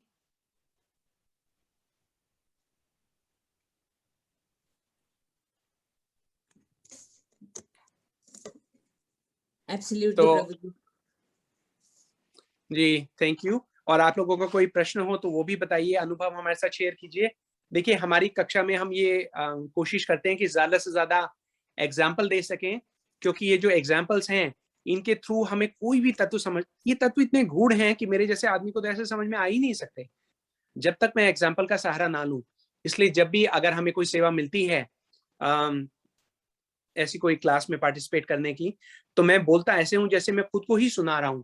और मैं ये सोचता हूँ कि बिना एग्जाम्पल की ये बात समझनी मेरे लिए शायद थोड़ी कलिष्ट हो, कठिन हो, मुश्किल हो, इसलिए हम उदाहरणों का उपयोग करते हैं। तो आशा करता हूँ कि वो अप्रोच आपको अच्छी लगती है। और जी, अब हम सबको अनम्यूट कर देते हैं, तो अगर कोई भी प्रश्न करना चाहें, आपस में कोई बात करना चाहें, तो प्लीज हमें बताइए और हमारा ज्ञानवर्धन कीजिए। जी, सब लोग अनम्यूट, गौरप्रिया दीदी जी अभी कर देंगी। सब लोग अनम्यूट है प्रभु जी, सब कर सकते हैं। सब लोग अनम्यूट हैं। जी ठीक। जी, हरे कृष्णा। प्रभु जी, आपने कहा कि कुंती महारानी आपने इन कष्टों से लाभ उठा रही हैं। जी, तो वो यही लाभ उठा रही है ना कि उनको भगवान की भक्ति मिलेगी और उनका उनके ऊपर उनके चरणों की उनको मिल जाएगी भक्ति, इसीलिए लाभ उठा रही है, लाभ उठा रही है ना? जी बिल्कुल। तो फैला दी। हाँ तो हम हटा दिए ना। हाँ जी बिल्कुल। माला सिन्हा दीदी, आपकी आवाज आ रही है हमें, लेकिन आप बात नहीं कर रही। प्रभु जी एक जी दीदी, क्वेश्चन आप आपने कल जी जो प्रभु पूछा जी, हरे था कृष्णा प्रभु जी। उसको भी जरा क्लियर कर दीजिए। जी जी पूछिए, प्रश्न क्या था, एक बार दोबारा बताइए। वो आपने कहा था ना कि संसार से छूटते समय हमारे क्या जरूरी है, सबसे मतलब रेलिवेंट क्या रीजन क्या है। तो उसमें आपने कहा राइट रीजन तो ये है कि जो हमारी स्मृति अंतिम समय वाली, लेकिन इसका मतलब जो जिन्होंने पूरे जिंदगी अच्छे पवित्र कर्म करे तो उनको फिर कोई फायदा नहीं मिलेगा। बाई चांस आखिरी समय में कोई ऐसा स्टेज आ जाए कि उनको भगवान की स्मृति ना रहे तो। जी बहुत बढ़िया प्रश्न है। जी देखिए, प्रश्न जिन लोगों को क्लियर नहीं है, हम एक बार फिर से बताते हैं। कल हमने एक प्रश्न पूछा था कि हमारा अगला जीवन क्या होगा, ये निर्धारित क्या चीज करेगी। क्या ये निर्धारित हमारे जीवन में किए गए पुण्य करेंगे, क्या ये निर्धारित हमारे जीवन में किए हुए कर्म करेंगे, या अंतिम समय में हमारे मन के जो विचार हैं वो करेंगे। तो इसका सही उत्तर ये है कि अंत समय में हमारे मन में जो विचार आएगा वही डिसाइड करेगा कि हम कहाँ जाते हैं। अब इस बात को समझने के लिए हम पहले एक बात और समझे कि भगवान ने प्रकृति के जो नियम बनाए हैं, जो कर्मों के हमारे जो कानून हैं, वो ऐसे हैं कि उसमें कोई भी अन्याय तो हो ही नहीं सकता। ठीक है, हम ये समझ के चलें कि भगवान ने अगर ये बनाए हैं तो वो इतने स्ट्रिक्ट बनाए हैं। अगर हमने, देखिए जो पुण्य है, वो पुण्य तो हमें शरीर से बांधते हैं। पुण्य is not good for us, पुण्य हमारे लिए अच्छे नहीं है, क्योंकि पुण्य का मतलब है हमें शरीर लेके वापस आना पड़ेगा। लेकिन अगर हम वही पुण्य जो है वो भक्ति की ओर करते हैं, है ना। आप लोग एक हम छोटा सा ऑडियो भेजेंगे सब लोगों को, उसमें लिखा होगा सुकृति क्या है। सुकृति के माध्यम से हम ये समझेंगे कि मान लीजिए मैंने एक भंडारा लगाया, ये कहा कि सब गरीब लोग जो आएंगे मैं सबको फ्री में भोजन दूंगा, ये हुआ पुण्य। ठीक है, लेकिन अगर मैंने ये कहा कि इन सब गरीब लोगों को मैं प्रसाद दूंगा, तो ये हुई भक्ति। अगर हम भक्ति करेंगे तो उससे हमें लाभ होगा। पुण्य से क्या होगा, हमें फिर से एक शरीर लेना पड़ेगा, और अगर हमने पुण्य के साथ साथ कुछ पाप भी किए होंगे तो हमें उन पापों का भी फल मिलेगा। आप इमेजिन कीजिए, कई लोगों में, कई घरों में लोग पालतू कुत्ता रखते हैं, उसमें आप ये इमेजिन करें कि उस कुत्ते ने पिछले जन्म में कुछ पुण्य किए होंगे। ठीक है, क्योंकि वो अब एक इंसान के घर में रह रहा है, एसी घर में रहता है, खाने पीने को सब मिलता है, लेकिन कुछ पाप कर्म किए होंगे जिसकी वजह से वो कुत्ता बना है। तो ये जो पाप और पुण्य का चक्कर है बहुत खतरनाक है। ये क्वेश्चन पूछने का जो तात्पर्य था हमारा, यही तात्पर्य था कि हम ये सब सारे जो तत्व हैं डिस्कस करें और समझें कि भाई हमें ऐसा क्या हो कि अंतिम समय में हमें भगवान का नाम ही याद आए। भगवान कहते हैं कि उसके लिए दो जो प्रोसेस हैं वो हमें फॉलो करने हैं। पहला वैराग्य और दूसरा अभ्यास। अभ्यास और वैराग्य। वैराग्य क्या, कुंती महारानी ने अभी वैराग्य की हमारे लिए डेफिनेशन खींच दी है। अंत में उन्होंने ये कहा कि मुझे मेरे पुत्रों के का जो संबंध है उसको आप काट दीजिए और एक नया संबंध दीजिए। नया संबंध ऐसा संबंध हो कि मैं अपने पुत्रों को देखूं तो मैं ये कहूं कि ये तो भगवान के भक्त हैं। मैं अपने पुत्रों की सेवा करूं, उनके प्रति स्नेह का भाव रखूं, तो इसलिए क्योंकि ये आपके भक्त हैं। इसे कहते हैं वैराग्य। जब हम अपने घर में अपने हस्बैंड को देखें, वाइफ को देखें, बच्चों को देखें, तो हम कहीं ये सब भी भगवान की भक्ति कर रहे हैं, कितने अच्छे लोग हैं, इनकी ज्यादा से ज्यादा सेवा करें। ऐसा करने से हमारा संबंध जो है वो बहुत बहुत सुंदर हो जाएगा, वो होगा आइडियल रिलेशनशिप। अदरवाइज तो हमारा संबंध ऐसा रहेगा, किसी ने कुछ किया, हमारी लड़ाई हो गई, फिर वो सब सारी बात जो है वहीं पे बिगड़ गई। जब हम ऐसा वैराग्य रखेंगे और अभ्यास करेंगे हर रोज भगवान की भक्ति का, हर रोज भगवान के नाम के जापन का, तो भगवान ये कहते हैं कि ये मेरी जिम्मेवारी है कि अंत समय में आपको मैं ध्यान आऊंगा, और अगर आपने ऐसा नहीं किया तो अंत समय में मैं आपको ध्यान आने नहीं दूंगा। काफी लोग ये सोचते हैं कि हम अभी तो सब गलत काम कर लें, एंड का समय आएगा तो हम भगवान का नाम लेंगे। भगवान कहते हैं कि मैं पर्सनली देखूंगा कि उनको भगवान का नाम लेने को ना मिले। यहाँ पे शिव जी जो है वो तो फिर भी कृपा कर देते हैं, क्योंकि शिव जी जो है वो कृपा जरूर से ज्यादा ही करते हैं।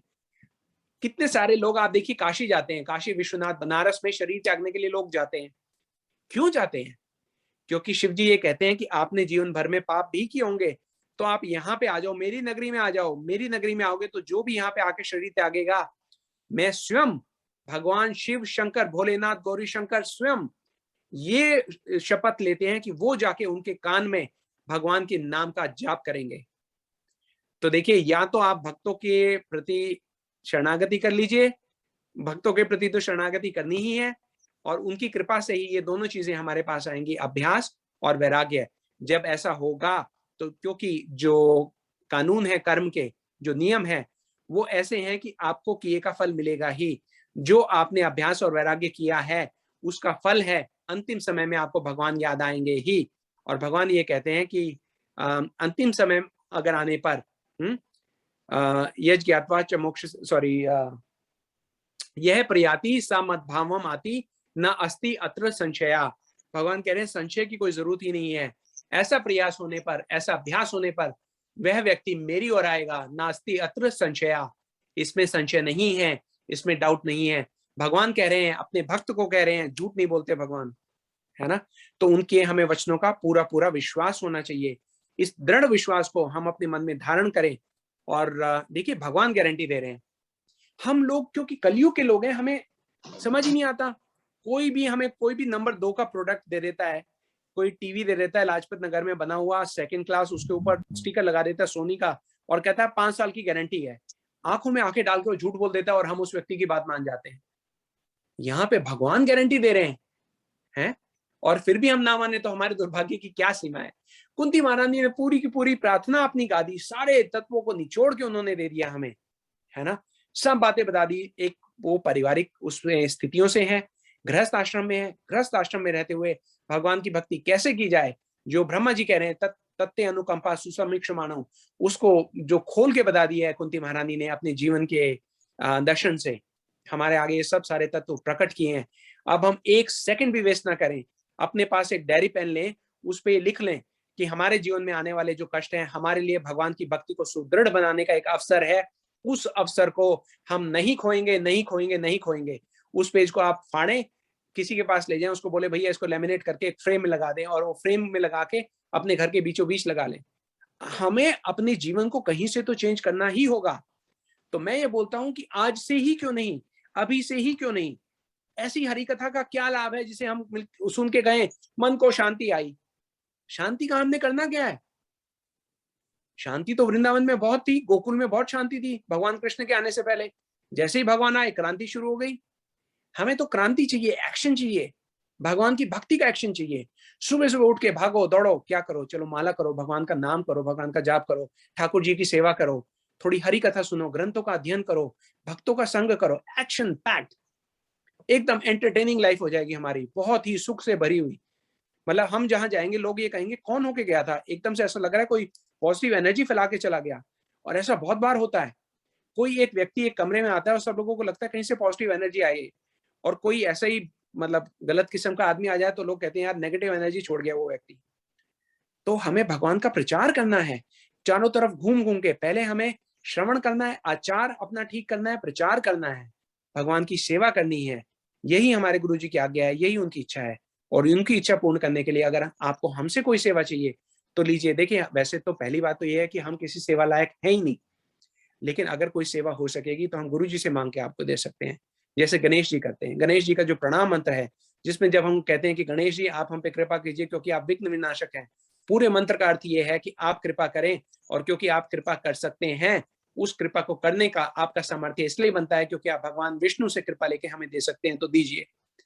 तो मैं भी अपने गुरु जी से कृपा लेके आपको दे सकता हूँ। मैं तो कृपा लेने का भी पात्र नहीं, लेकिन मेरे गुरु जी ऐसे हैं कि जिसको देखो कृपा बांट देते हैं। तो उनकी कृपा का आप पूरा पूरा लाभ उठाइए। हम लोग इतनी मैं तो मेहनत नहीं करता, लेकिन हमारे ग्रुप में देखिए गौर प्रिया दीदी बेचारी सुबह से मेहनत में लगी, मैं तो इनको देख के हैरान हो जाता हूँ। छोटी सी हमारी एक दीदी है भक्ति दीदी, हम सबको गाइड करती हैं। विशाखा दीदी, सुंदर गोपाल प्रभु हैं, इतने प्रयासरत हैं। अब नए यंग लोग हमारे साथ इतने डायनेमिक जुड़ गए हैं। अरिजीत प्रभु जी के मैं नाम लूंगा, उनके भाई हैं हर्षवर्धन प्रभु जी, हमारी कृष्ण प्रिया दीदी हैं। पता नहीं कहाँ से इतनी एनर्जी लाते हैं। हम तो कुछ भी नहीं करते और फिर भी ये सब सारी सेवा करके गुरु जी की सेवा करते हैं। गुरु जी इनसे बहुत प्रसन्न है, गुरु जी से बहुत प्रसन्न है, और हम इनसे इनके बहुत बहुत आभारी हैं जी। ये हम पे कृपा करें, हमें आशीर्वाद दें। आप लोग सब भक्ति में आगे बढ़ें ताकि मेरे गुरु जी खुश हों जी। चलिए, मैंने तो फिर बोला, बात आपसे करनी थी और बोलना मैं फिर से शुरू हो गया। आप लोग बात कर रहे थे, बोलिए सब सारे, अनम्यूट कर लीजिए। कैसे अनम्यूट करते हैं? Unmute all.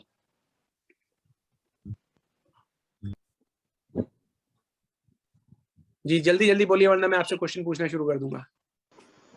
जी सोनिया दीदी भी हमारे साथ जुड़ी हैं। सोनिया दीदी आप शायद आज यूएस से जुड़े हैं हमारे साथ, आपका स्वागत है। हरे कृष्णा।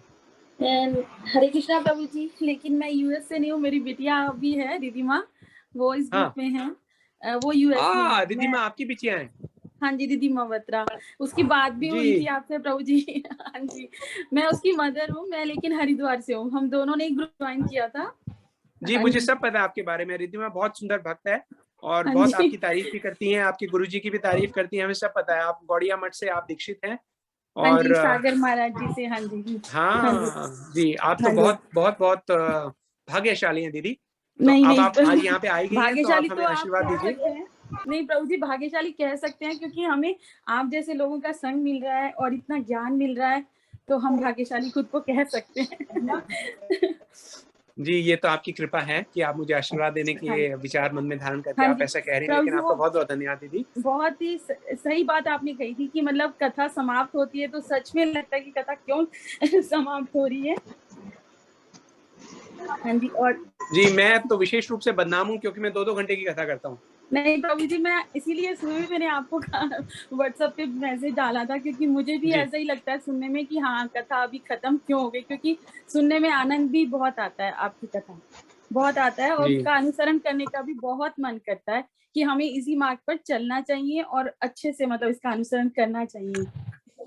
हाँ जी ठीक है प्रभु जी, मैं और लोगों का मौका दूंगी बोलने का। हरे कृष्णा जी हरे कृष्णा दीदी। हरे कृष्णा प्रभु जी। हरे कृष्णा। हरे कृष्णा प्रभु जी। हरे कृष्णा दीदी। हाँ जी, बहुत अच्छा लगा आपने जो बोला, जो लास्ट में आपने जो बोला है एनर्जी वाला, वो बहुत बहुत अच्छा लगा मुझे। एक सुन के एक और एनर्जी आई है बहुत। इस तरह से सेवा करना, माला करना, सबकी सेवा करना और ये सब प्रभु में भगना। अच्छा प्रभु जी, मैं एक क्वेश्चन पूछना चाहती हूँ कि जो लोग ये सब कुछ नहीं करते हैं उनके लिए क्या है? थोड़ा सा मैं ये जानना चाहूंगी। जी देखिए, भगवान कृष्ण जो है अपनी भक्ति को बहुत रूप में प्रकट करते हैं, है ना। कितनी भगवान ये कहते हैं, जैसे फॉर एग्जांपल मन मना मत भक्तो मद याजी मम नमस्कुरु। आपका क्या लेवल है, आप वैसी भक्ति कर लीजिए। जो लोग इस लेवल की भक्ति नहीं कर सकते, वो भगवान को भगवान मानना शुरू करें, वो भगवान के आगे झुकना शुरू करें, भगवान को नमस्कार करना शुरू करें। और अगर वो भी शुरू नहीं कर सकते तो भक्तों के संग में रहे, उनकी कृपा हो जाएगी। आप उनको प्रसाद दे सकते हैं, क्योंकि देखिए भक्ति की यात्रा जो है बहुत लंबी यात्रा है, करोड़ों करोड़ों जन्मों से चली आ रही यात्रा है। इसमें हमें समझना पड़ेगा कि हर व्यक्ति की यात्रा अलग है ना। हम उसको देखें, जबरदस्ती किसी से ना करें, प्रेम पूर्वक हमारा व्यवहार रहेगा तो हर व्यक्ति आकर्षित होगा हमारी बात मानने के लिए। हम अगर किसी को उपदेश देंगे तो वो व्यक्ति कहेगा छोड़ो मेरे उपदेश सुन लो। उपदेश सुनने को इस कलयुग में कोई भी तैयार नहीं है ना। हमें तो केवल इस बात को ध्यान में रखना है कि हमें उपदेश नहीं देने, हम जिससे बोले उससे। गुरुजी ये कहते थे कि जब आप किसी को बोलो कोई भी वचन भगवान की भक्ति से रिलेटेड, तो उसके चरणों में बैठ के बोलो, उसका सेवक बन के बोलो, उस भाव से बोलो, वरना इस संसार में कोई किसी की बात लेने को तैयार नहीं है ना। सबसे पहले तो हमें ये समझना पड़ेगा कि हम इस योग्य नहीं है कि हम किसी को चेंज कर सकें। हाँ, हमारे जो गुरु वर्ग हैं, जितने गुरुदेव हैं, उनसे हम आशीर्वाद लेके प्रार्थना कर सकते हैं और धीरे धीरे कोशिश करें कि उनको देखिए जो वाचो वेगम है, जीवा वेगम, ये प्रसाद से शुरू करें, उनको प्रसाद बांट दें चुपचाप, बिना बताए कि ये प्रसाद है, उनको खिला दें।